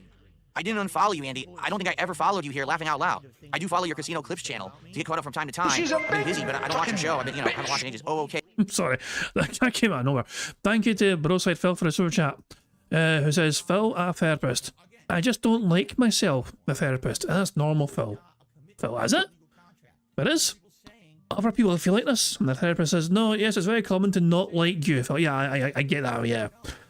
It's a very common thing that a lot of the fucking planet seems to share, that Phil Burnell is a very unlikable cunt. You know, oh, by the way, Broside Phil, not to make you feel a bit bad, I don't know if you saw it earlier on, Ashton referred to you as a sperg when he talked to Phil. One of the DMs showed Ashton referring to you as a sperg, which I thought was a bit mean, you know? I thought that was a bit cruel, you know? Oh, you saw it already to do it, if you knew then.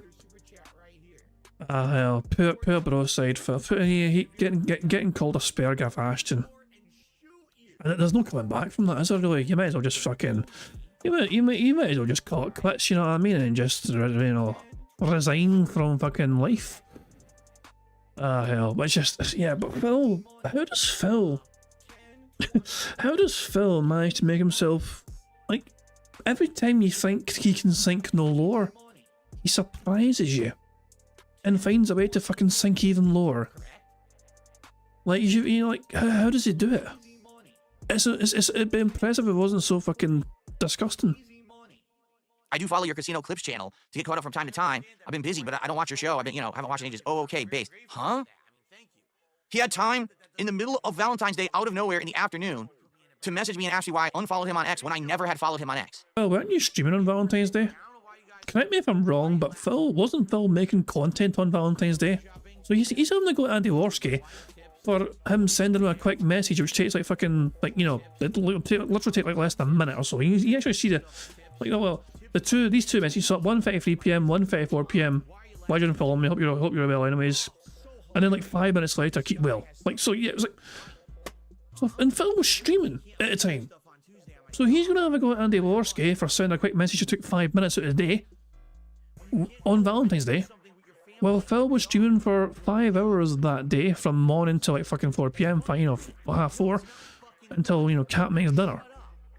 So what is the big deal about Andy spending 5 minutes on Valentine's Day sending you a Twitter DM when you spent all day on Valentine's Day ignoring your wife so you can fucking play video games?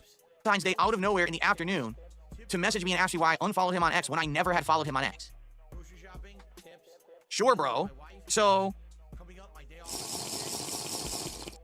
pretty weird. No, I don't know. We got PPP offering to fly me out to Florida to go to Hogan's bar and have drinks with him. Kind of gay. Kind of weird. All we have is a business relationship. Why are you bringing this shit up? Why would you? It doesn't make sense. And then he tries to like backtrack and cover it up. I say, oh, I'll fly your wife out there too. Like, no, we're not doing that. All right. Having drinks with your friends is kind of gay, apparently. Well, call me homosexual then. And we got Worski coming out of here on Valentine's Day asking me why I've unfollowed him on X when I never followed him on X. Why is he checking to see who's following him on X? What prompted him to do this? I have no idea. It's very fucking weird. Okay? I don't know. All right. Continuing on, because there's still so much more. Just FYI. All right. I just want to bring this up and be very transparent about it. Okay? The one thing that kept coming up over and over and over was Mr. Medicare. All right? Now, I don't know anything about Mr. Medicare. All right? At all. I don't know anything about Mr. Medicare. I don't know why they wanted me to do content with Mr. Medicare. But it was their idea from the get-go. So this, I know what this is referring to. Remember Phil fucking said, you know, hopefully Medicare inconvenienced Phil by currently dying. You know, poor Medicare had the audacity to fucking just be busy dying to fucking do content with Phil Burnell. And Phil felt compelled to, like, what did Phil tweet? Was it, get, you know, hopefully you're feeling better soon, or whatever, or whatever it was. There's something weird, you know. Guy's suffering some like fucking terminal fucking illness or whatever, and he's fucking barely fucking got the energy to fucking day shit. And if I was, just suck up, Medicare, I'll get you fucking soon. I was like, what the fuck? Dude's in a fucking. Yeah, remember when Phil didn't know what a hospice was? Yeah, exactly. Fuck me, man. I would actually be doing content with Medicare, that I should keep reaching out to Medicare, that he should be on the show, or I should do a show with him. Even if they can't do it, I should just do a show with him individually. And it was like, so the guy's sick, all right? From all reports, the guy's in freaking hospice care. All right? Why would he want to do content with me? So I don't know anything about him, right? And they're insisting you should keep trying. Don't give up. Wait a few months, try again. This will be the biggest thing ever. And the only thing that Phil, where's your receipts for that? Where's your receipts that they fucking pressured you into fucking harassing Medicare? This is Medicare responding to one of your tweets about it. No, sorry. This is Ashton responding to your tweet to Medicare about it. But where's the evidence that they fucking pressured you into fucking harassing them? can read out of all of this is that these guys, or at least PPP, all right, idolize Medicare so much. Like, he's their daddy. He's their idol. They really wish that they could be Medicare. Like, they really wish they could be Keemstar, but they don't like Keemstar. They don't like the way he operates. They don't like Lolcow Live. They wish they could have their own Lolcow universe. But when it comes to Medicare, he is their absolute end-all, be-all guy, right? 100%. They love this fucking guy. They want him to be with them in their content. They want him to praise them. And it's just absolute craziness, the amount of times that they would keep bringing him up. Medicare's back. He's able to do stuff. He's streaming on Halloween. Again, I'm not bringing it up. They are. And I keep saying they. It's actually Ashton, PPP, who keeps bringing up Medicare constantly. All right? Seems he's avoiding engaging in a way. Maybe he's saying this, he did a Halloween show. Maybe it's all our involvement that's holding it up. So maybe try to do it directly. Again, you should try to do stuff directly, right? Say he should give a Christmas gift to the internet by coming on the Level 1 podcast next Tuesday. So yeah, no lie. Every single time that I had anything to do with Medicare, I brought him up, I reacted to his documentary, all this shit was because PPP told me to, or was egging me on and said, this will become great content, you need to do it. In reality, I don't care about Mr. Medicare at all. I have no ill will towards him, but I also don't like him. I just kind of neutral, don't give a shit. All right, so if you don't know if you don't know him at all, why don't you like him? That's odd. Imagine not knowing somebody, but then just saying straight away, I don't like them. I don't know this person. I have no idea what this person does, but I don't like them. How? Based on what? And what are you basing your dislike of them, Phil? So, whatever. Let him be, right? Let him be. But they kept bringing him, I say they, PPP kept bringing him up constantly. The only way to get to talk to Medicare is public appeals. His DMs are closed. If you offer a specific date, week or two from now, it might put on enough public pressure. I think he wants control over the situation. This is a big dream crossover. I would like it to happen. So again, he's got me reaching out, saying Medicare's name, bothering Medicare constantly to try to do this content, and I don't care. I don't want anything to do with this, but I'm doing it because, again, I'm trying to stay in their good graces, make them feel like I'm their friend, all right? And I feel bad. I legit feel bad that, sadly, Medicare might have actually gotten bothered by this if he really is sick, you know, and he's having all these issues, all right? So, what do you mean, if he really is sick? Are you doubting it or something? If he really is sick. So, I just don't want anything to do, you know what I'm saying? I don't, okay? Fuck you and your friends. So, went through all of that. We're almost done. Basically, what I think I want to do to end, all right, is to explain how it finally fell apart and all of that, okay? So, oh, by the way, FYI, should I give you guys the links now? Or, you know what? No, I'll do my final segment and then I'll give you guys the links and you can feel free to go through all of this. No, guys, I know people are saying bring on Ethan, Rel. I'm almost done with this, all right? I'm going to be basically going for like another half an hour. I just want to explain the end of this and why I ended it. And I want to show you how PPP has behaved since, because he's become completely unhinged, which is why he's doing what he's doing and why I'm doing this, okay? So this is it. This will be the end, right? Like this last segment. And then I'm going to give you guys the links and you can feel free to go through them yourself and you can enjoy, because again, this is all something that I had orchestrated since the beginning. And they bought it hook, line, and sinker. All right, which, by the way, you guys don't even realize something, but I'm going to bring it up in a second, all right, which is actually the culmination of all of it that just happened to happen today. Okay, so, lastly, why did it all fall apart, all right? Why did this all start happening, okay? So, basically, after I did that show with Steve Cambion, all right, and the fact that this show was meant to set me up, it's obvious. Up to then, these guys had kind of been transparent about everything, and I kind of felt like here's the deal. If you really look over the whole history of what I did with these guys, the initial meeting where I did the first show with them, the reaction to the Tech USA documentary, right? And, of course, me going and doing that Josh Moon interview, I would say we're all gold, and that was a month of good stuff, right? That was amazing. But after that, literally everything these guys came up with canceled because they have no fucking clout. Mudahar cancels and ghosts them and doesn't talk to them anymore. It's a Gundam, which they claim is going to be the slam fucking dunk of content. Cancels, won't do it, bitches out, and then they destroy him behind the scenes, calling him a pussy, saying that, you know, big talker, but he won't do any content. He'll only do content when it's shooting fish in a barrel. He'll never do an honest show with anyone, okay? Medicare, oh, Medicare will be the best, the big one, the big win. Can't get him, can't get him, can't get him. All right, you try by yourself. That doesn't work. So every idea they're coming up with, awful, awful, awful, none of them work. The few little pieces of content that we're trying to do, for example, when we did the Zombies co-op, it doesn't explode or do much, right? So what am I left to do? You know, actually, to be honest, at the beginning of this year, I was probably going to cut off contact with them at that point because I didn't feel like I was getting anything out of it anymore. But I was trying to figure out the way out. Or I wanted to do it in a way that made sense. And basically, we were starting up Smart Guys, and I was like, you know what? Let's figure this out together. Let's do Smart Guys and see how it goes. And if the show does well, all right, then we'll keep going for a while, and I'll play it by ear. But if the show tanks and doesn't do well, then instead, I'll cut off with these guys, and we'll be done. All right? So this long con started off great. I get a giant surge of views and support, and it dies out within just a few months. And I'm like, these guys, I thought that they were big shit. They're not. These guys are pretenders. They get hyped because they shit on others, but they don't actually have the clout or connections to really make the content that they think they do. They want to be Keemstar, but they're not. They hate Keemstar because they can't be Keemstar. All right? It's just ridiculous. So maybe I did get into bed with the wrong snakes. Here, I thought I was the king snake and I was going to eat them up, but these guys aren't doing anything for me at this point. Like, nothing's working anymore, right? So what the hell? What a waste of time, okay? So after the Steve interview, when essentially that went so poorly, and it went poorly for everyone. Steve looked like an asshole because he kept yelling over me. It wasn't a good interview. Nothing new was actually revealed during the interview at all. It was just the same detractor shit. And all that happened— Officer Whitney would disagree. And that's somebody right there who's already got a compromised moral compass. The detractors threw money over at Steve, all right? Which is exactly what happened with Side Scroller. It's the same as the Side Scroller shtick. So there's nothing surprising here. It's just exactly what we all expected, correct? Okay.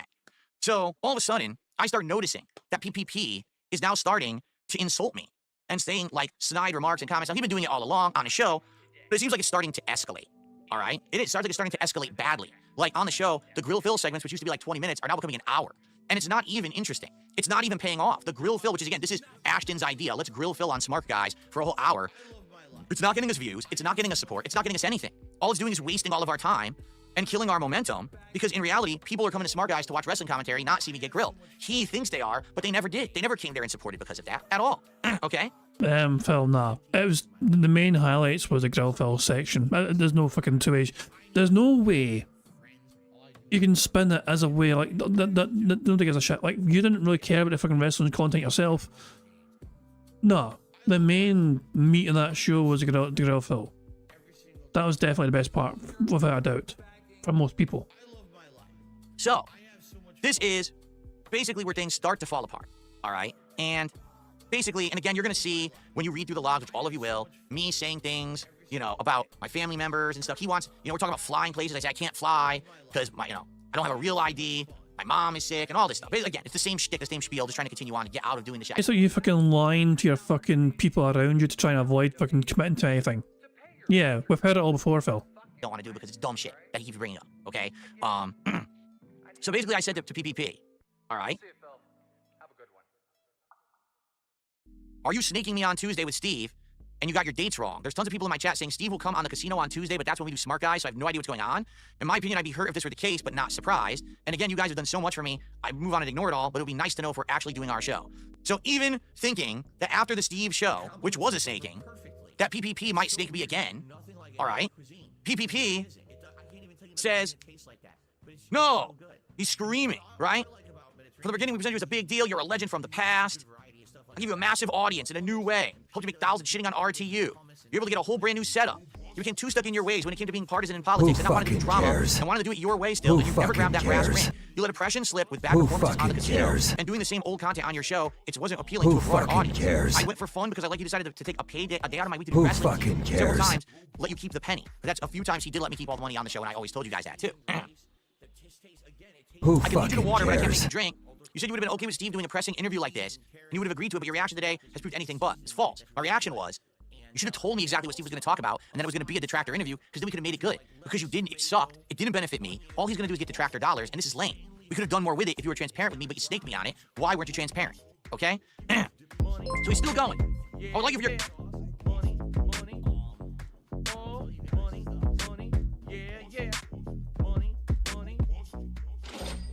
Kyle Denson tipped £1. A real ID is something new that the government for some retarded reason and create it for us to fly from state to state. It's separate from your driver's license or passport. It's really annoying that they implemented that. That's kind of weird. Like, so I imagine that because, well, if you're not flying out the fucking country, you'd think you wouldn't really need your passport, for example. It should be fine to not have, you don't need your fucking passport, do you, to fucking fly within your own country, do you? I don't think so anyway. You know, but it's called a real ID, as opposed to all those fake IDs out there. I don't know. I mean, and is it only for flying? is the purpose of that real ID just for fucking flying about the fucking place in America? Like, here's your flight pass, essentially. If you want to fly, you fucking need this. This is the only reason for us to exist, for fucking flying. Does it involve Canada as well? That's a different fucking country. If it involves Canada as well, that's kind of interesting in that regard, where... Wait, so you can fly to Canada without a passport if you have your real ID. That's kind of weird. That's kind of weird. Like, why not just fucking use a fucking passport? It's a fucking different country, for fuck's sake. I don't know. It's a bit confusing. Christ, man, I don't know. Kay, quick question, Kay. How much do you know so far about what Phil has done today? Because Phil has decided to... Basically, Phil's narrative here is that he lied to Casino for the longest time.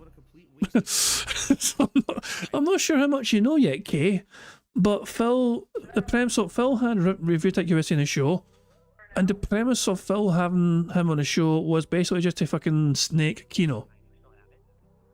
And then he just kind of has all these screenshots trying to explain how he's going to snake Kino, and this is how he snaked him. Phil was trying to claim that this was a big massive robbery where he robbed the Kino Casino of their money and all that shit, and he targeted them to rob them of their money and their audience and their fans and their clout or whatever. You know, it's a strange fucking one. So yeah, and Review Tech USA wasn't buying it for the whole time Rich was there. He's like, this sounds like fucking retconning this sounds like copium. Where's the evidence? Where's the fucking receipts? And Phil hasn't shown any receipts whatsoever yet. He's shown screenshots of conversations, which just fucking proves that he lied. It was fucking arse to the casino guys. That's big revelation, is that Phil lies to everyone. Who would have saw that coming? We've still not seen any evidence from Phil that he actually had his planned out from the fucking get-go. You know? He claims like he has receipts or whatever, but I've seen zero evidence that Phil had this legitimately planned out from day one that he was going to snake them. But you snaked me on it. Why weren't you transparent? Okay? So he's still going. I would like for your content to be interesting, for people to watch it. Ultimately, your content to sit in a slowly dwindling audience. And you're praying to God for a new whale to fall from the sky. All right? So.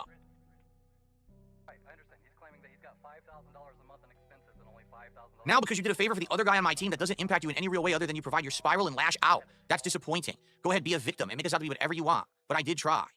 And then I apologized and said, all right, I don't think you're going to snake me. Okay? And then he didn't. All right? But the truth is,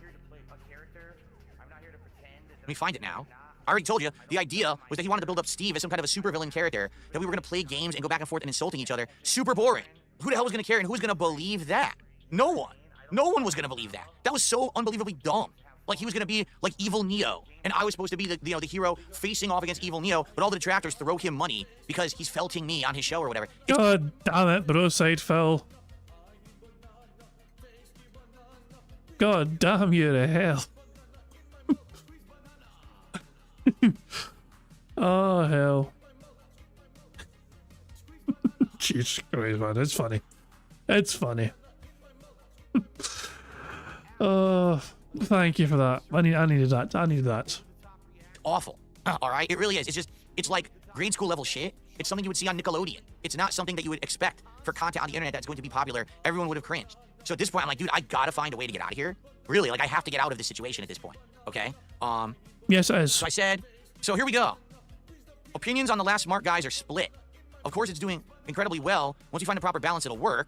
But we need to shorten the show. I need to know the topics of Grill Phil earlier so I can prepare, and the show will go better. And here we go. You need to know the topics of Grill Phil. Get fucked. I need to prepare what you're going to fucking interrogate me about so I can fucking prepare some fake answers ahead of time. Get the fuck out of here. You laughing at the joke of my wife looking like Piper Niven was not cool, even if it wasn't intentional. I'm not trying to cause problems, but next time I'm going to say something and it's going to be uncomfortable. I have more than enough shit going on and you know that. All right? My God, it's Cat. So I do confront him about him saying shit about my wife. Because this was actually the first time he had ever done it in front of my face. Up to now, the only time he had ever said something about my wife, okay, was actually on his content. So you were perfectly fine with and you fucking let it happen over and over again. Isn't it nice that Phil allowed fucking other people to mock and belittle his fucking wife, his apparent best friend, just so he could fucking make money off him? Well, isn't that nice? Yeah. Phil's Cat's mental health apparently took a fucking battering because the Kino guys were fucking making fun of her fucking big fat arse. But Phil got paid, so it's all good. You just keep crying downstairs, Cat. Phil has his fucking doors. He'll buy a DoorDash to fucking cry into a bucket of chicken later on. It wasn't even aware. People would send me clips. People would say, are you aware he's insulting you here, there, left, and right? And I'd be like, no. But then again, I'm not really paying attention. I'm not watching the casino every day. I have no intention of watching the casino every day. I don't want to be involved in that, right? But then he's sneak dissing me and my wife there, and then he's doing it on Smart Guys, right? So he says, let's take it back to the basics of wrestling. Okay?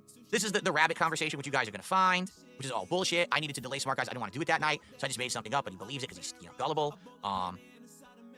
No.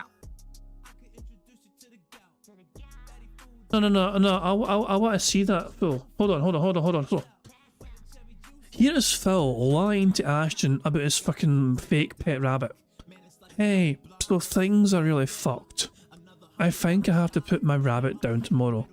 We've been syringe feeding him all week and he's about to die. I've been doing this all the while behind the scenes. Could we please delay Smart Guys until Thursday? And Ashton's like, yeah, I was going to fucking ask you the same thing. I've got a bunch of stuff to do anyway, so Thursday's best for me too. And Ashton didn't say anything more about that at that point in time. But Phil, so look at the timestamps. Ashton 12:44 or whatever that shit, you know what I mean? And Phil comes back. I'm not even kidding. We were barely holding it together. I broke down today midday and somehow composed myself to play shitty Five Nights at Freddy's. He's paralysed now. It's his time and I've put in a voicemail at the vet. The last thing I want to do is watch Raw right now. Yeah, and Ashton's like, yeah, whatever, it's, dealing with animals, passing is tough. Take some days, you need it. And yeah. And Phil was just fucking what the fuck, man? And this is fake. Phil's proud of spinning this bizarre tale of woe to Ashton. What? Now, This dude is a piece of fucking garbage. here we go. This is last week, and this is when the crap all hit the fan. All right?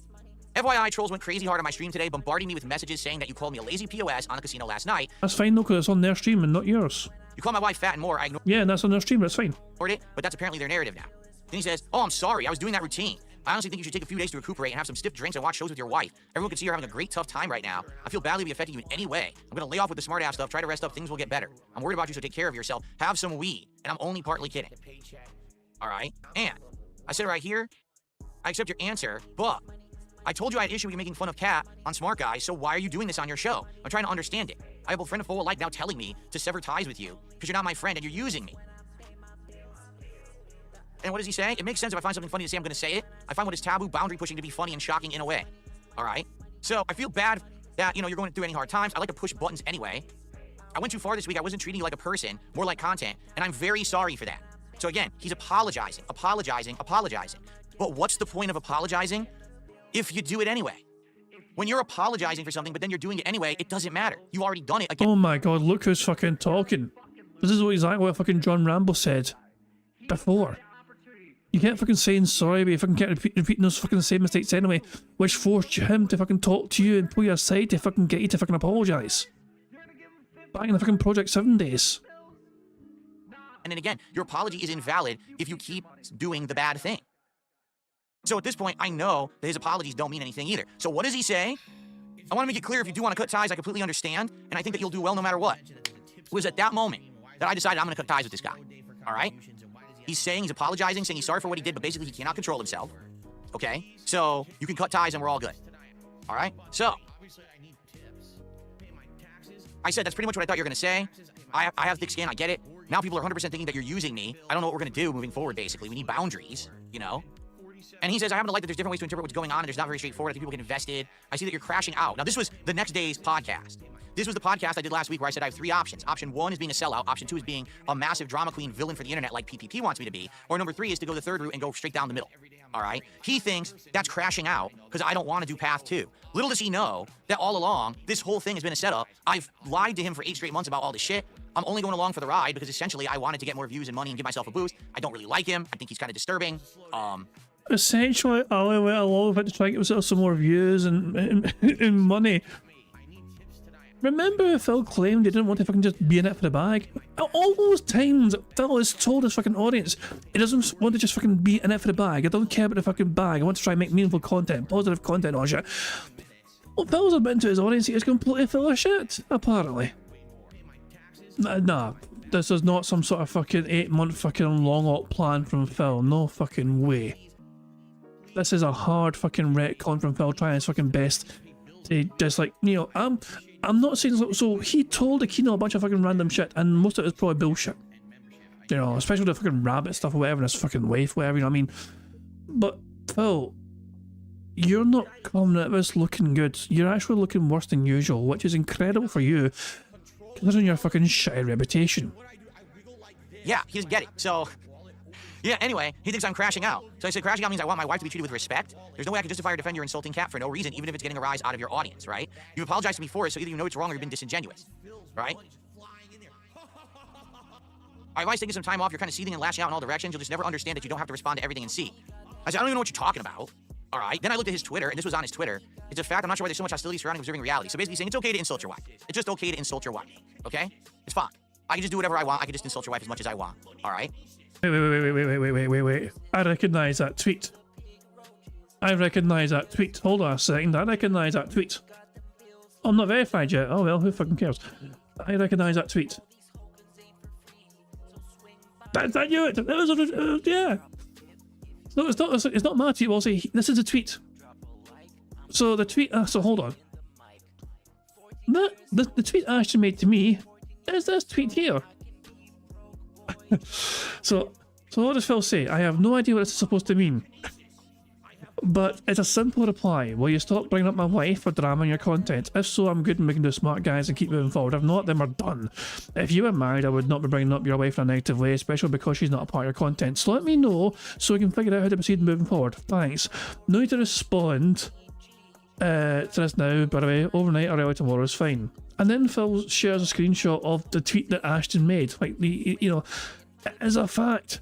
I'm not sure why there's so much hostility surrounding us in reality. Maybe it's because he lives in a Waldorf fantasy land of his own creation where black is white, up is down, and it's mature, positive content, dude.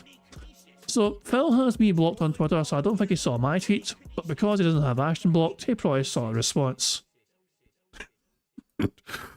Oh, hell. So there we go. Good stuff indeed. Brian's asking, did Phil stream last Wednesday? Yes, I think. I'm pretty sure he did. Okay? So I said, here's the thing. Way back, a month before, when I had done the podcast, or the show, the interview with Steve, I was told both by PPP and Steve, because you did that and you took a giant beating, and now Steve took all this money from your dumb detractors who are so stupid that they throw money at Steve, okay? We're now going to say we owe you a favor. So whatever you need moving forward, you need that favor. You'll find that in the logs, okay? Because I'm gonna put them out there. You're going to see it, all right? Well, here we are, and I say, you know what you could have done? You could have just said that you owed me a favor, all right? That's all you had to say. And that because of that, you're not going to insult Kat anymore because you owe me a big favor, right? And I said, right here, I hope it's not here. People in my kick chat are saying you've insulted Kat again. This was the last Wednesday, so their second show of the week. I really hope that's not true. I'm going to go to sleep. Jesus, man. I just read Ashton's reply. Holy crap. Oh my god. You know, also we can't see if I was reading this shout out here, however. Ashton's reply. What the fucking hell? I guess that's the moment. That is the moment it all kind of just... it all just falls apart. Feel like shit after this week of stuff. I'm sure I'll be bombarded with clips in the morning if this is true. I wake up in the morning. So Phil, let me understand this right.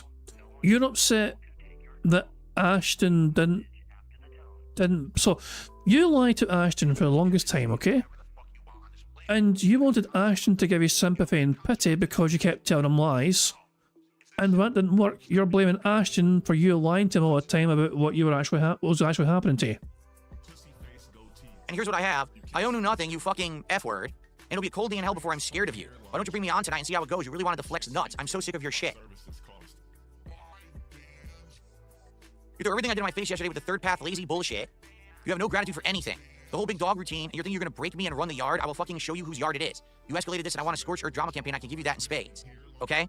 I have no idea what he's talking about. Literally, I did one podcast where I talked about I have 3 paths. In the next podcast, I said... Imagine fucking after all the fucking effort the Kino guys put into trying to fucking help you out with your content and fucking, you know, try and reach out to other content creators, do some collaborations, interview these guys or whatever, do some gameplay streams with that person or whatever. They're trying their best. They were trying their best to get you to fucking do something more with your content, to fucking make it fucking thrive and not stagnate. And after all that fucking time and effort they fucking put into trying to fucking, you know, curate their fucking lolcow, you'd go on your fucking shitty podcast, which is not a fucking podcast, and you fucking tell people I can either shill, do drama, or keep begging profusely. I think I'll keep begging profusely. You never learned a fucking lesson, Phil. You didn't fucking change your ways whatsoever. You fucking stuck to doing what you always fucking do, which is a fucking normal, easy fucking shit of just fucking shaking a fucking tin cup on the internet, begging for fucking dollars and dimes from your dumbass dent heads every fucking day. And naturally, the Kino guys are thinking, what the fuck? He's not changed at all. He's still the same old fucking scummy piece of shit who didn't want to fucking do anything different other than begging internet. If this guy insults my wife again, I'm breaking ties and I'm not making content with him anymore because I don't have to continue to do smart guys if this guy's going to insult my wife. I said it's all right if he goes ahead and insults me, but he's not allowed to insult my wife. That's all I said. All of a sudden, I'm... Fuck you and your fat ass wife. The big dog who's thinking he's going to break him and run the yard. What is he talking about? So I said, there's no drama. If you scorch the earth, you're just doing it to make yourself feel better. You're talking to yourself because you have nothing. I have nothing to say in response. As you said before, it's all the same shit over and over. The same detractor shit is all they're going to say. Okay? I have nothing else to say. On my end, it's done. This is 100% you're doing, not mine. All you have to do is be reasonable and have respect, but you couldn't do it. I think that's sad. Smart Guys was great. What we did together was great, but you can't control yourself. All right? And this is it. This is where I was going to cut it off. This was literally going to be the last time I ever had any interaction with them. I was just going to go on and do absolutely nothing to do with them whatsoever. I wasn't going to snake them publicly. I wasn't going to do this show today at all. The whole idea of this show. Phil, you realise that narrative makes sure... So, you weren't going to do that at all. Then, How? Oh no, that doesn't make sense. So that completely contradicts what you said at the start of the fucking show, to Rich. When you introduced this fucking show and the concept of what the fucking show is going to be about, that completely contradicts your fucking narrative. You were planning to fucking just let it go and just fucking let bygones be bygones, but then why were you telling Rich, oh, this was a plan all along? I had a fucking genius plan that I was not going to fucking be the butt of the joke. No, fuck off, Phil. You have contradicted yourself way too fucking many times, and you've still not provided one single fucking receipt, which shows evidence that you fucking knew what you're doing all along. All you've fucking done is show screenshots of you lying profusely to the Kino guys, and the Kino guys fucking, you know, keeping you on your fucking leash and just egging you on, essentially. Publicly, I wasn't going to do this show today at all. The whole idea of this show was that I have to respond because these guys are literally just going to keep doing stuff no matter what. So I have to at least do something. And if anything, if the one thing is that I drop the logs, so therefore they can't make shit up and spin the logs in a way that they're not. Or I want to read this. So I don't think Phil's going to fucking read the DMs that Ashton says. I feel like I want to read them myself. Get a fucking grip, Phil. This isn't about your wife or my comments. This is about you being a stubborn lady stuck in your ways. F word, I'm not going to say it either, I don't say that word. Who doesn't like getting confronted about your bullshit? So you cry victim and throw pity parties to get out of being held accountable, or even making the slightest effort to get out of your comfort zone and do anything else. You are using this shit to try and have an out. You can pretend you're above everyone and everything, but you're not, Phil. You have no respect because you flush opportunity after opportunity down the toilet and expect another one to be handed to you. You show me and my efforts zero respect, so why should I extend any respect to you? You know my tweets are right, by the way, and that's why you won't respond to them, because you're a coward, as you have been your entire life. You can hide in your hug box, but one day there won't be anyone who gives a shit left because you are a boring fucking hack. I don't think Phil's going to even read that out. I just assumed he wasn't, so I thought I'd read out. Just yeah. And yeah, Nash 12P just, you know, the mask is off, essentially.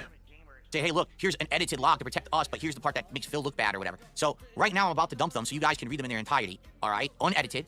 You can see them, all right? But here's his responses. His completely unhinged, insane, over-the-top, crazy responses. Get a fucking grip, Phil. This isn't about your wife or my comments. It's about you being a stubborn, lazy, stuck in your ways. Word I can't say. My bad. It isn't like getting confronted about your bullshit. You cry victim and throw pity parties to get out of being held accountable, even making the slightest effort out of your own comfort zone to do anything else because you're using this shit to try and have an out. You pretend that you're everyone else, blah, blah, blah, blah, blah. And he keeps going. You have no respect. You flush every opportunity. You show me my efforts. Zero respect. You're trying to extend my respect to you. You know my tweets are right. By the way, why don't you respond to them? You're a coward. You have been your entire life. You can hide in your hug box. But one day there won't be anyone. He's talking to himself. I'm not reading. I'm not paying any attention. This is like your ex-girlfriend says it's okay to break up with her if you're not okay with her abusing you, and you're like, all right, I break up with you. And then she freaks out and goes crazy and is stalking you and is going to all your friends and relatives and the public talking shit about you and saying awful things. I'm going to reveal this personal thing about you and this personal thing. How dare you break up with me? How could you break up with me? You can't break up with me. I break up with you and I'm not done with you yet. So how could you? That's exactly what it is. So now it makes sense. Him offering to fly me to Florida and then acting like this when I said, I just don't want to do any more content with you. Okay? And he gave me permission to break it off. Just a few logs ago, he said, I understand if this is your decision that you don't want to do content with me anymore. Go ahead. So I said, okay, I made my decision. How dare you? How could you break up with me? I can't believe it. Oh, and he's still going. Look, he's still going. We're not done yet. You know my tweets are right. I didn't read his tweets. I'm not sitting on his Twitter reading his tweets. I don't give a fuck what he tweets. Oh, you literally you quoted this tweet. You sent him this tweet that you quoted to him. Why is it so easy to fucking dib it? I just realised now I fucking liked actions. I never liked this. My bad. I never liked that. I don't know why I never liked that before.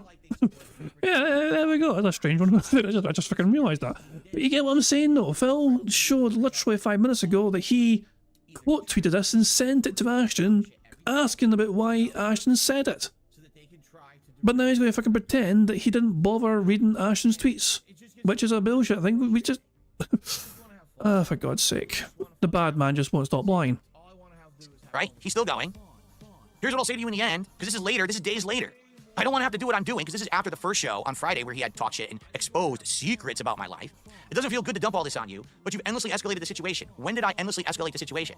All I did was say, you're insulting my wife. I don't want to do combat with or content with you anymore. We're done. That was it. That was not it. You also fucking had a go at Ashton for fucking being on Twitter, sending tweets all the time, typing away scaredly, I think the words were used. And so yeah, you kind of antagonised him and pushed him, and so it's not no surprise that things escalated as it did. been incredibly petty and disrespectful. It never happened. I genuinely want you to apologize for wasting my efforts and let everyone know that it's the case. So let me get this straight. And he says, if you do that, I will drop the entire thing and move on. This is the guy who literally apologized for insulting me and my wife, but then did it again anyway. I called him out on it, and he said, I can't really control myself, but I understand if you don't want to do content anymore. It's okay. I tell him I don't want to do content anymore. And now he says, I need to publicly apologize for wasting his efforts. You told me to break it off if I wasn't okay with the insults. Phil, you admitted though that the whole thing was a scam, so you weren't going by your own narrative, Phil. You were not sincere whatsoever with your relationship with these guys. Apparently for you it was a whole big massive fucking 1000 IQ king snake hop thing, where you're fucking snaking them instead. So you used them for monetary gain. You had your wife get thrown under the bus for monetary gain. You admit to your audience today that you were using the Kino guys for clout and money and views, which meant the fucking relationship, the whatever it was you fucking had, was basically built on fucking your deceit. So you do owe someone, like, because you fucking wasted someone's time for 8 months for fucking financial gain, I would say you owe Ashton an apology for being a greedy piece of shit. Why now do I have to publicly apologize? For what? Are you insane? It really is like an obsessed girlfriend. It's insanity. I don't know why he sent me this. Because he knows I'm not going to do a public apology when I didn't do anything wrong. Okay? And then we're not even done. He does it again. Listen, there's still an opportunity to end things in an amicable fashion. Don't allow pride to stop you from making the decision that's best for you. And then for the record, he texted me again Monday and says, there's no need for you to ever contact me ever again. You made your decision and it's shameful. That was his last actual text that he ever sent me, right? So I mean, just think about how insane this is. The last thing I said to him was, there's no drama. You're just gonna do the same shit everyone else does, all my detractors. I don't care, right? I'm gonna ignore you and move on with my life. He sends me an insane amount of crazy, insulting messages, calling me the F word, demanding that I have to apologize when I didn't do anything, right? I actually did what he asked me to do, break it off if I'm not okay with the abuse.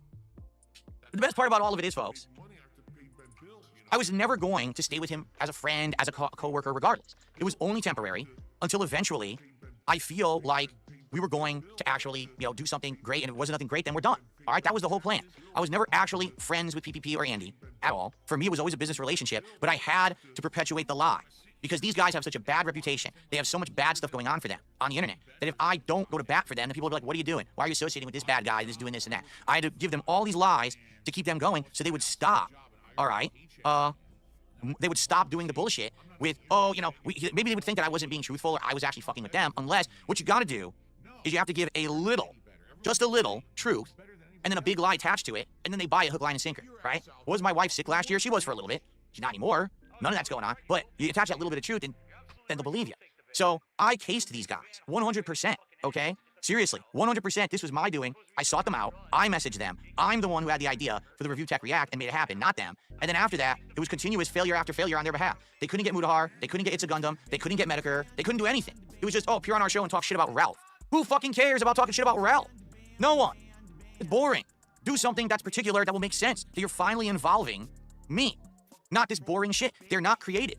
They couldn't come up with ideas that would work. And then they would blame me. Dude, I'm the person who I am. Now, the only way that they could make stuff work is if I changed who I was. If I completely and utterly became the internet drama guy. All right? And I don't want to do that. I don't want to be the internet drama guy. I don't want to waste my time. I don't want to change who I am. I want to play games. I want to hang out with my audience. But I realize that I'm already in this with these guys, and I got to find a way out. So I bide my time. I wait. We're doing smart guys. I'm going to find a way out eventually, and they don't have anything on me. Literally, they have a bunch of fucking lies that I fed them for 8 months. Big deal if they throw it out on the internet. All it does is make them look like shit for sharing my private stuff, which isn't even fucking true. So who cares, right? So you saw what happened at the end there. That's PPP. He's unhinged. He's obsessed with me. He's in love with me. He thinks that I'm his fucking boyfriend or girlfriend. He's treating me like I jilted him at the altar, even though he said it was okay to break it off if I don't want to be disrespected. He's freaking out. He's sending crazy texts to me, threatening me. He wants a public apology. He's insane. He's nuts. He's lonely as fuck. He has no friends, no one who will spend time with him, no one who will do wrestling with him.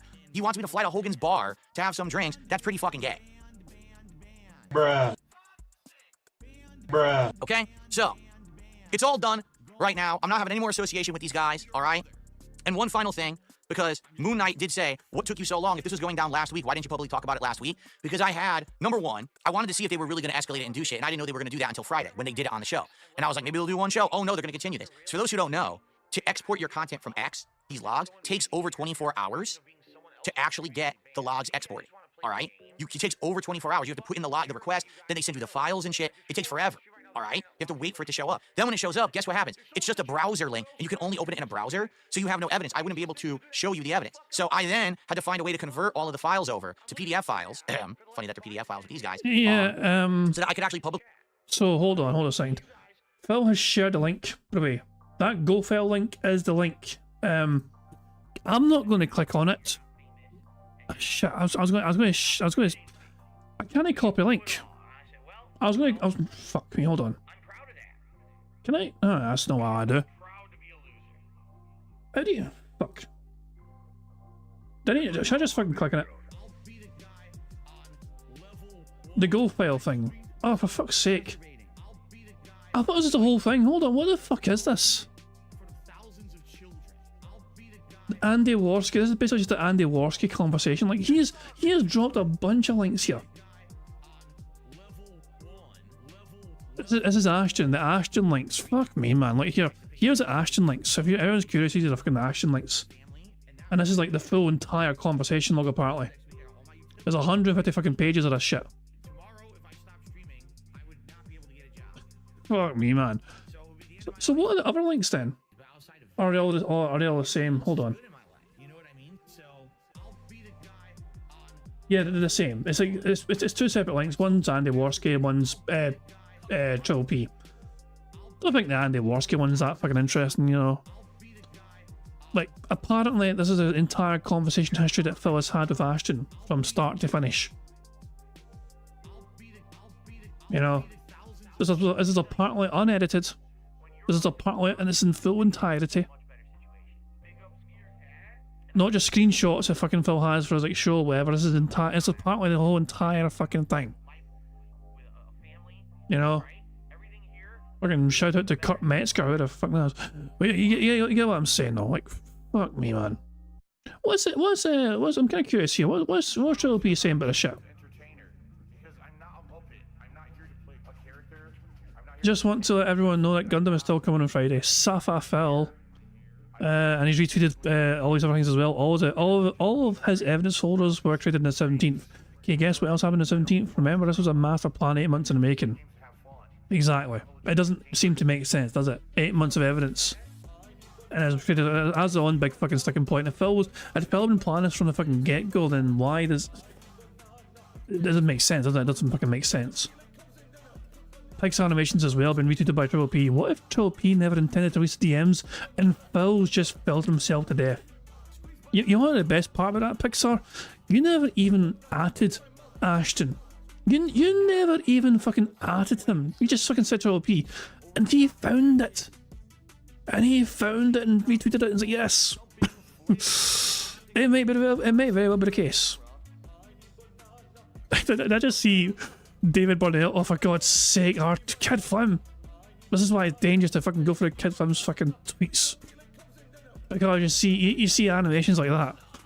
Oh, Triple P follows you in the first place. Okay, no worries, and that explains a lot. Well, I mean, to be fair, yeah, you're worth following, to be fair. You're very talented at what you do. Apparently Phil said I'm the king of fucking steaks. Well, that was like 12 minutes ago. Seriously? I'm behind Phil by 16 minutes. Oh, Jesus Christ, man. This is pretty fucking bad.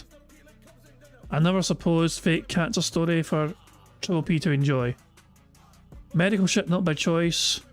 I, of course, like everything else. Man, that stuff also has a deliberate choice on your part. It wasn't until it wasn't. You think you have control of stuff and then you don't. My wife gained a ton of weight out of nowhere. There's your nugget of truth right there. My wife gained a ton of weight out of nowhere and was having crazy serious problems last year with a ton of tests and found out it's a combo of thyroid and ovarian issues. So not only can't we have kids, she's at extremely high risk of getting cancer at any time. And her ability to process stuff properly is fucked, so she just gains weight like nothing. She's lost a lot, like 30 pounds, just on diet and hard work, but she fluctuates and it's not fair. If she were to be on stream with me, one week she may look skinny and the next way bigger and people would just shit on her, so we decided against it entirely. Now how the fuck would I explain that to the public? Obviously I can't, so I just eat it up and shut up and lie and make excuses. You know, I kind of, is Phil, this is the thing though, is Phil being serious here or genuine? Or is this all fucking just bullshit and what the fuck, man? What the fuck, man? Instead of posting links in this chat, DSP has just put them on screen. Fucking hell, man. What? Let's keep going. Let's, you know, I'm almost done this, but let's fucking. I think it's good to fucking wrap up, whatever. Put those on the internet. All right. So now is the time, ladies and gentlemen. All right. Here you go. The 2 files. You can watch them or read them. So I'm behind Phil by about 16 minutes or 20 minutes now. That. Hold on. So he shared the files originally by just showing it on screen. For yourselves. He never thought to himself, I should fucking share, like, you know, copy and paste these links in the chat. All right. This one is the PPP. Oh, I'm not on the right screen. Well, that's a genius level fuck up right there. This is the PPP file. You can see all of the text between him and me. Right there, transparent. I have nothing to hide. I've told you. All the shit that I told him that was private was half-truths or no truths. Complete bullshit. All right. And here are the Worski conversations right there. You can check those out. They are publicly available for you to check out right now. They are not edited. They are 100% unedited. You can read them in their entirety. No problem. All right. To show that I'm not hiding anything. I have nothing to hide here at all. All right. And to end in the culmination of all of this, all right, I have one final thing to say. Ladies and gentlemen, as of this morning, I'm a verified member over on Kick. Who It took a long time, cares? but I finally got verified. So now, I get all the benefits of being a verified streamer on Kick. So it all comes full circle. All right, it does. It all comes full circle. Where these guys, their first intention was 100% to use me. All they ever wanted to do was milk me for content, and I knew that. I cased them going in. I saw their stream. I saw PPP ringing the fucking dinner bell. I saw Worski playing the fucking air flute kazoo, acting like they were mentally challenged, basically being the Pied Pipers to those who for some reason like this really fucking bizarre content of screeching at the top of your lungs or talking with a lisp. I just don't understand it. I don't like it. I outright said many times I couldn't really watch their content because if I did, it actually bothered me, like a headache, and like I couldn't stand it. I didn't want to be a part of their content, but I saw this was my opportunity to get in with someone who had some popularity on the internet and finally for once set myself up to get some positive attention. Isn't it funny that when I did, everyone seemed to realize that I'm not as bad as everyone said? Isn't it funny that once finally the actual truthful light was shed on me, everyone's like, he ain't that bad. His content's pretty good. He's a chill guy. This is pretty fun. According to fucking who? Right? And I'm happy. I'm happy where I am doing what I'm doing. I'm happy doing non-drama content, doing gameplay, chill podcasts with my audience, having fun every day, doing different stuff. Smart guys doing a solo is working right now. All of that. Okay? I love it. I'm not going to change because these guys think they did me a solid by doing the idea I fucking came up with and made possible. That made us money, right? Then they couldn't do anything else for me after the fact because all their ideas were awful. They had no clout to make anything happen. Then they're upset that I won't completely change who I am as a person and a creator to personally benefit them. And then at the end, when they say it's okay to leave, and I try to leave, it's like a jilted lover. It's like, oh my God, how dare you break up? Now you're an F, you're this, we're gonna do tons of content, we're gonna do this. It's like, you're out of your minds. You're fucking insane losers. They always were. I knew that from the fucking start. This is them. This is fucking them. Is this what you want to aspire to be someday? Yeah, they might have a lot of money because idiots throw them money every fucking day. Is this what you want to look like? Is this your idol? Is this who you aspire to be? These two guys? They seem happy. Like, you know, heaven fucking forbid two people are fucking happy spending time together. Well, why are they half naked? Guys right here. This could have been me standing next to fucking Ashton at the Hogan bar if I went. Why do you think I didn't want to go? Phil, what is wrong with hanging out with your friends and enjoying drinks? I don't understand this bizarre fucking hatred Phil has of hanging out with your friends and enjoying alcohol. This is not my future, all right? These guys might have all the money in the world, but good fucking God, I don't want to be like them. I am me. I am happy. I'm happily married. I have a great audience that I love, all right? I am never, ever going to waste time on this kind of shit. No one's going to tell me what to do. No one's going to tell me to change. No one's going to hold me over the coals. These guys have absolutely fucking nothing on me at all. Zero. All the shit that they think they have is fake. So Kay is asking why is a tape on the top and bottom? You'd have to be... Phil opened, you know, remember the Kino Casino briefcase where Phil felt rich and you open the briefcase with all the poker chips. That briefcase, you know, the briefcase with all those poker chips. Phil opened up, Phil opened the show, right? By showing Rich and the audience the briefcase, open it up, and that picture was taped to the briefcase when it opened up.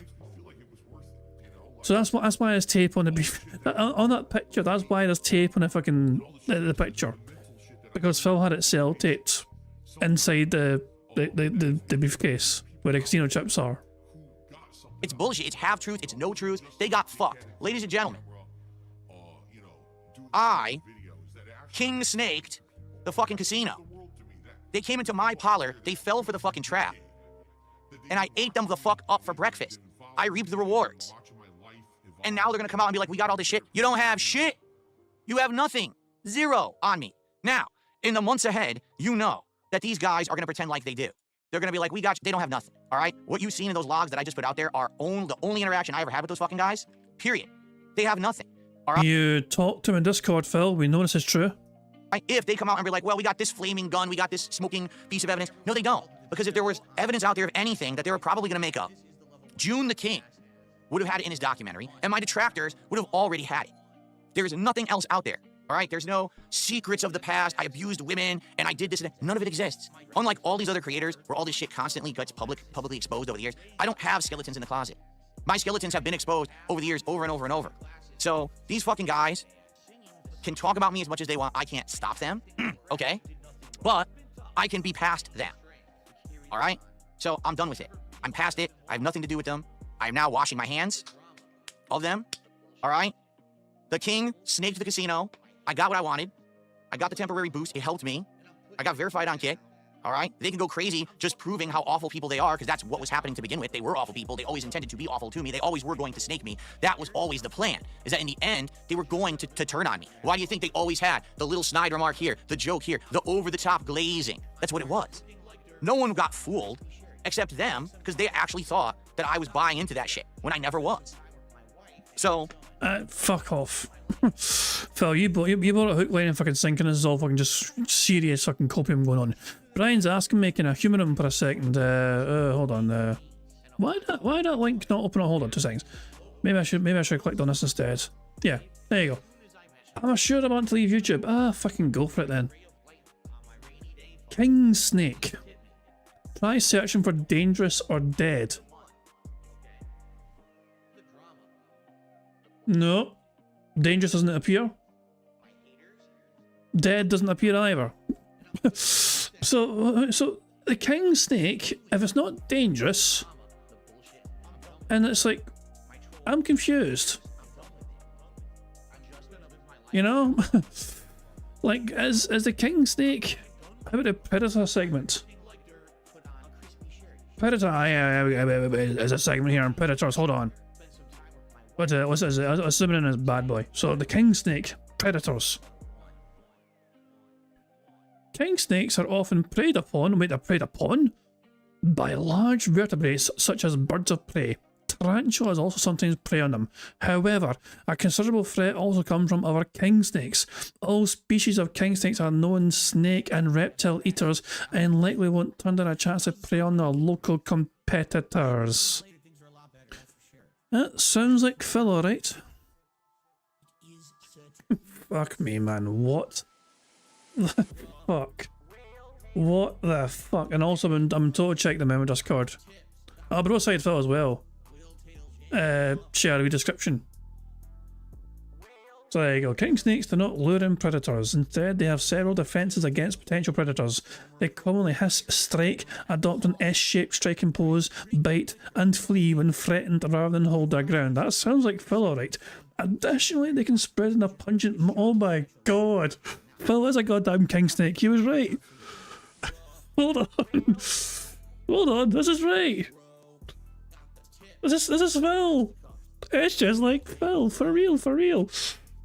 Additionally, they can spread a pungent musk that serves as an alarm substance to other king snakes in the area. The banded and striped pattern of some king snake species, such as the California king snake, disguises their movement and body outline when they are fleeing from a predator, helping them to avoid being caught. Jesus Christ, man. Oh, goodness me. I feel better now, thank you. Thank you for that. That's that. Now, let it be known, all right? I want nothing to do with any of these drama motherfuckers at all. I just want to be left the fuck alone, all right? That's it. So next time that you have an idea in your head that you're going to try to get me, we're going to team up and snake it, think twice. Because I'm the fucking king of fucking snakes, you get it? You think that the king moniker is a joke? Well, it is. But at the same time, man, it's kind of funny how I can own it, use it, and then I get those fuckers. You're not going to be able to snake me because I'm never going to give you enough to snake. You'd have to be a moron, all right? So I'm done with this shit, 100%. And that's where I'm going to leave it, all right? Sad Review Tech couldn't be here because I actually wanted to do a whole big shtick where we were taking the chips away from the casino, and then eventually I was gonna, like, maybe at the end. Well, maybe if I fucking talked to him and told him what was going to happen beforehand, he fucking would have been happy to have stayed. You weren't fucking forthcoming with Rich. You had Rich on, pretended you were going to interview him, and it turned into, nah, let's fucking just razz Kino instead. And he didn't give a shit. And also remember, he didn't leave his own voice. You kicked him at the fucking call. Like, if only you were transparent to your guests about the fucking premise of the fucking show is meant to be. I never thought I'd fucking reveal sorry for Rich in a situation. Rich came at us looking not bad. That's how bad Phil was. Rich came at us looking like the reasonable one. Where we were taking the chips away from the casino, and then eventually I was gonna, like, maybe at the end, if he went along with it, I was gonna maybe say, hey, we're cool, and give him his chip back. But, you know, he wanted to talk about my microphone. He thought that was funny. You want to talk about ruining an event, right? Like, holy shit, how can you ruin an event any possibly worse than that? You found a way. So, that is it for the Level 666 podcast of how DSP robbed Kino Casino. I'm now done with this shit. I'm not going to speak on it again. Again, if you hear any nonsense from those guys saying anything about me, they have nothing additional. I already gave you anything that they had on me. Anything else they say is completely fabricated and made up. There are nothing else out there. Well, there is evidence out there of Discord conversations between you and the Kino guys. We've seen your own Discord showing you had conversations with them via Discord. Now, I'm not sure if there's anything to gain from that, but you're full of shit by saying there's no evidence anywhere else of conversations between you guys apart from Twitter. It's all bullshit. I'm moving on with my life. I got rid of the toxic girlfriend who was treating me bad, and I don't care how many times she texts and calls and tells the relatives and friends and everyone on the internet that, you know, I'm a bad person because of this and this, or here's his personal business. It's not going to affect me, all right? I'm going to move forward like always, making content, having fun with my audience. I'm sorry that we even had to do this today because, again, I was just looking to leave and walk away. But instead, I had to do this because they escalated it and got it to the point where it was, so now they have nothing to work with. It's all burned. Ladies and gentlemen, I hope you like the show. It's time to move on and get back to business. Thank you all for watching, and I'll see you in the future. Bye-bye. Is that the end of the podcast, or just the fucking end of the stream? Or what? Idiot muted himself. We can't hear you, Phil, you dumb prick. He is so stupid. He is so unbelievably fucking stupid. Am I not muted now? Okay. So guys, thank you for watching. Sorry about the drama. I didn't want to have to do that, but I had to do it. All right. What we're going to do now is we're going to do a decompression. Like I said, you didn't want to have to do that. That's why you fucking spent 2 years planning that, apparently. An 8-month op going by your own wording. But you didn't want to have to do that, though. Would, but my wife is due home any moment from work, and I'm going to take a break when she arrives home. So likely what I'm going to do is now I'm going to try to reset up the stream to be a normal stream. Okay? Let's see. I turned everything off.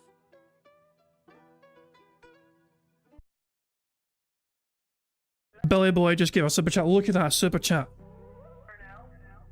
Are you still planning to visit your mother in April, or is her having less than a year to live a lie? I hope she gets better if it's true. Phil lying about the health of his parents for financial gain is not the first time he's pulled that fucking manoeuvre.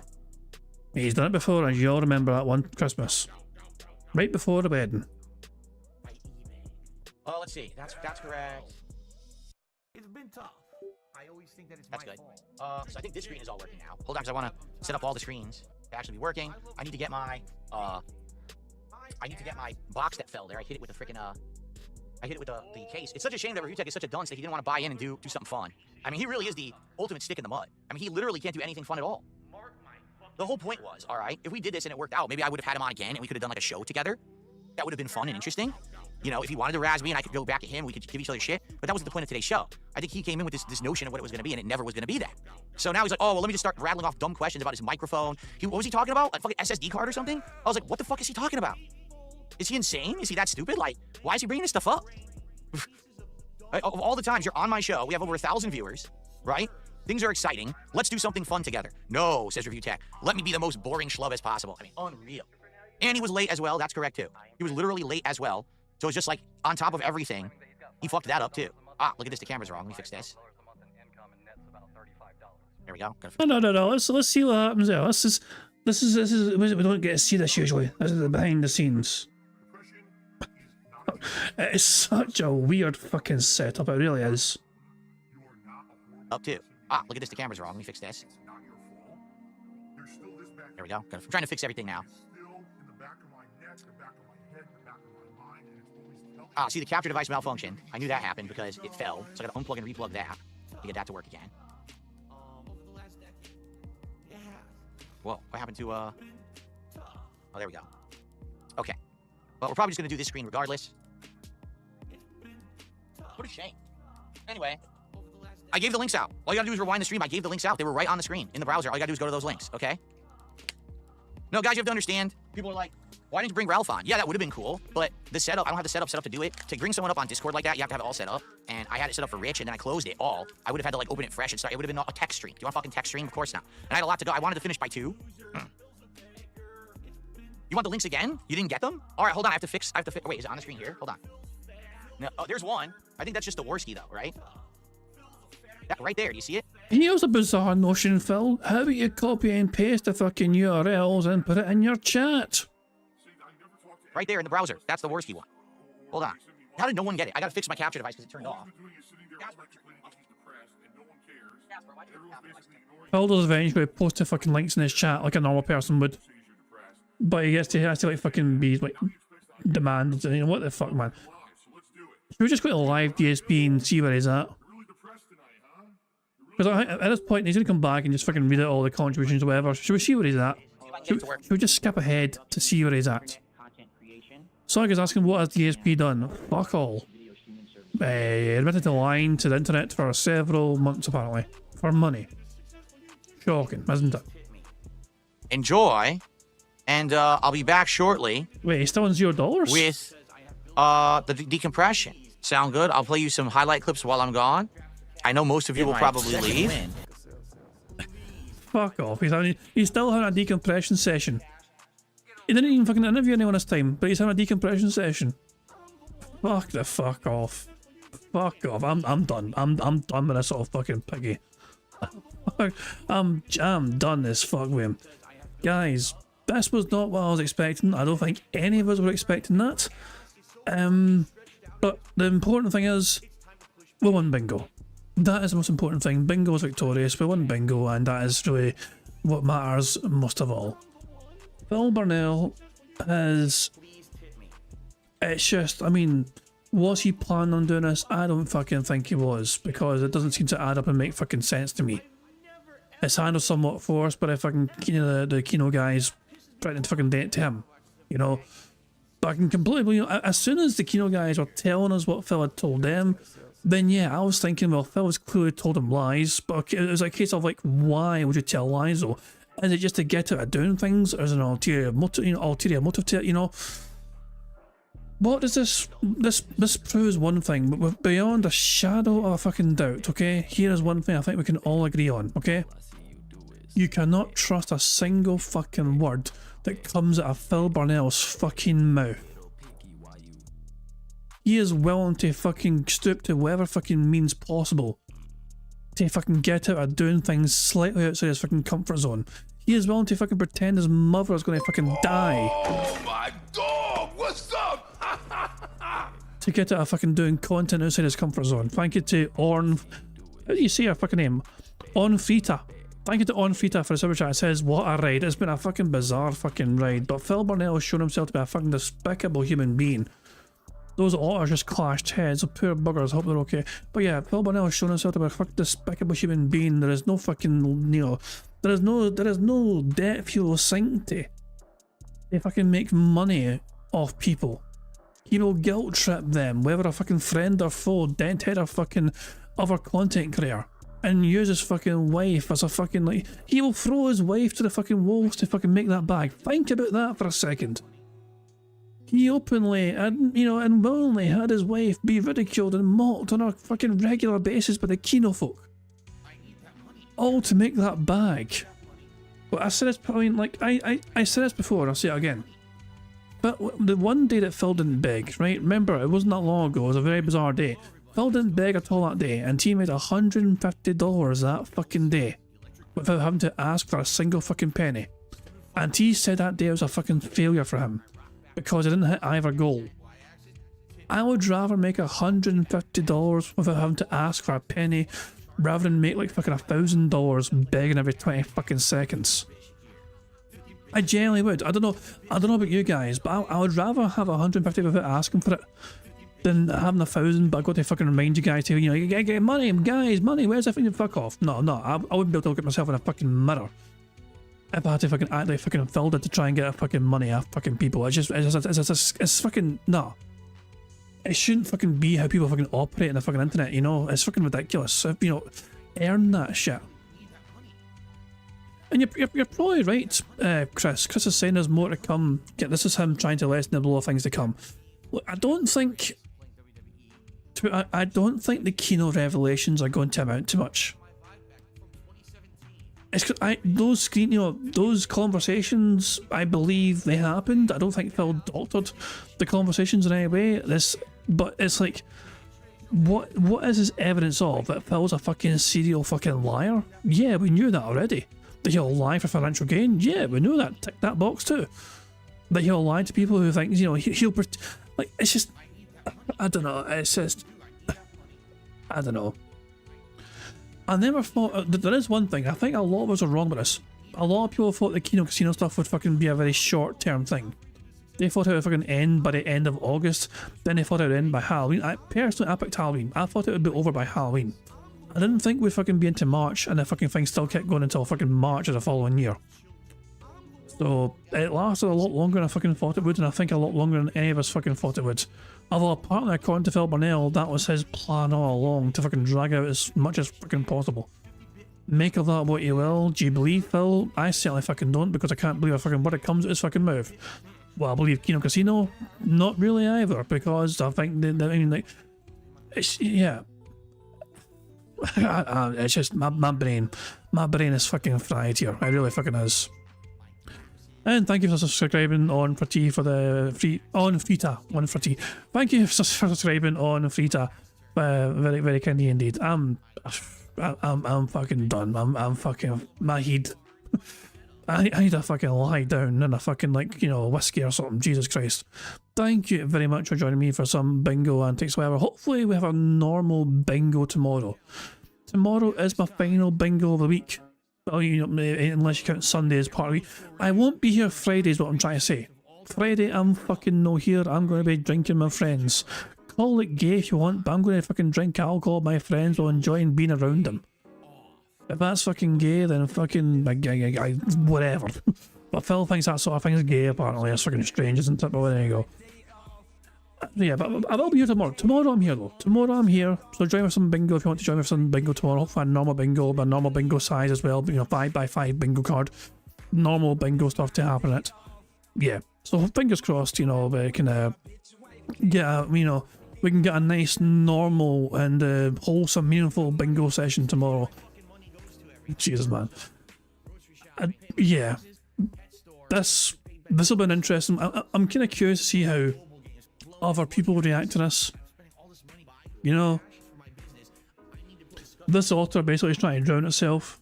Another Phil shit. And there you go. Fuck me. I'm so fucking done, guys. Thank you for joining me for some bingo antics. Thank you very much for, you know, being here with me as well. Thank you for helping me pick the bingo card in the first place. We're trying to get the bingo card sorted and planned out.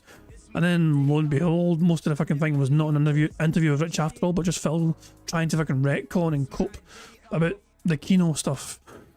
So, yeah. But thank you very much for joining me anyway. I do appreciate it. And thank you very much for the contributions as well. Oh, that reminds me, of course. That reminds me of two things. I have to add one more to the bingo prize fund.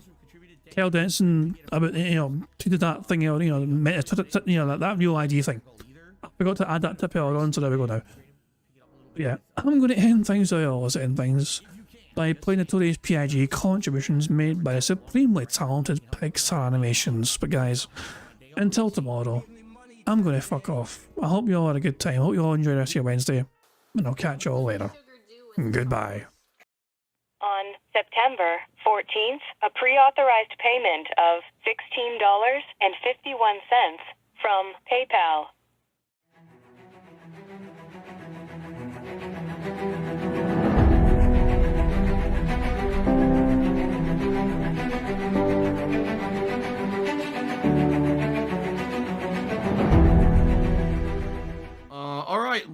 also tipped me $1.30.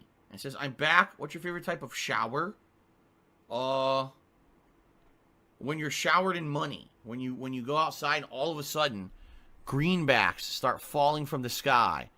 And you raise your face up. You're like, oh, you start dancing. You go, oh, money, money. Yeah, yeah.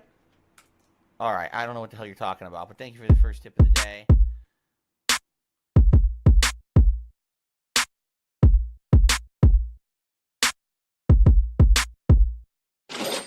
Money, money, yeah, yeah. Money, money, oh, money, money, yeah, yeah. Money, money, money, money, yeah, yeah. Money, money, oh, money, money, yeah, yeah.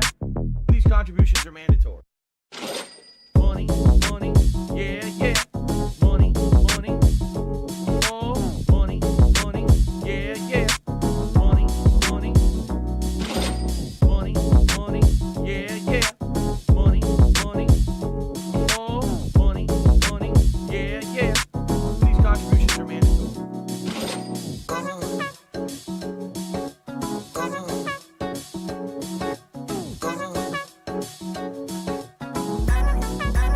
Show me the money.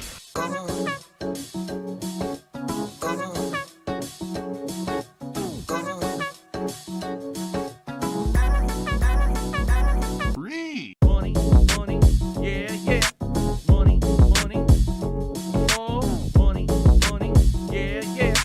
Money, money, money, money, yeah, yeah. Money, money, oh, money, money, yeah, yeah. These contributions are mandatory. And it's gone, just gone like that.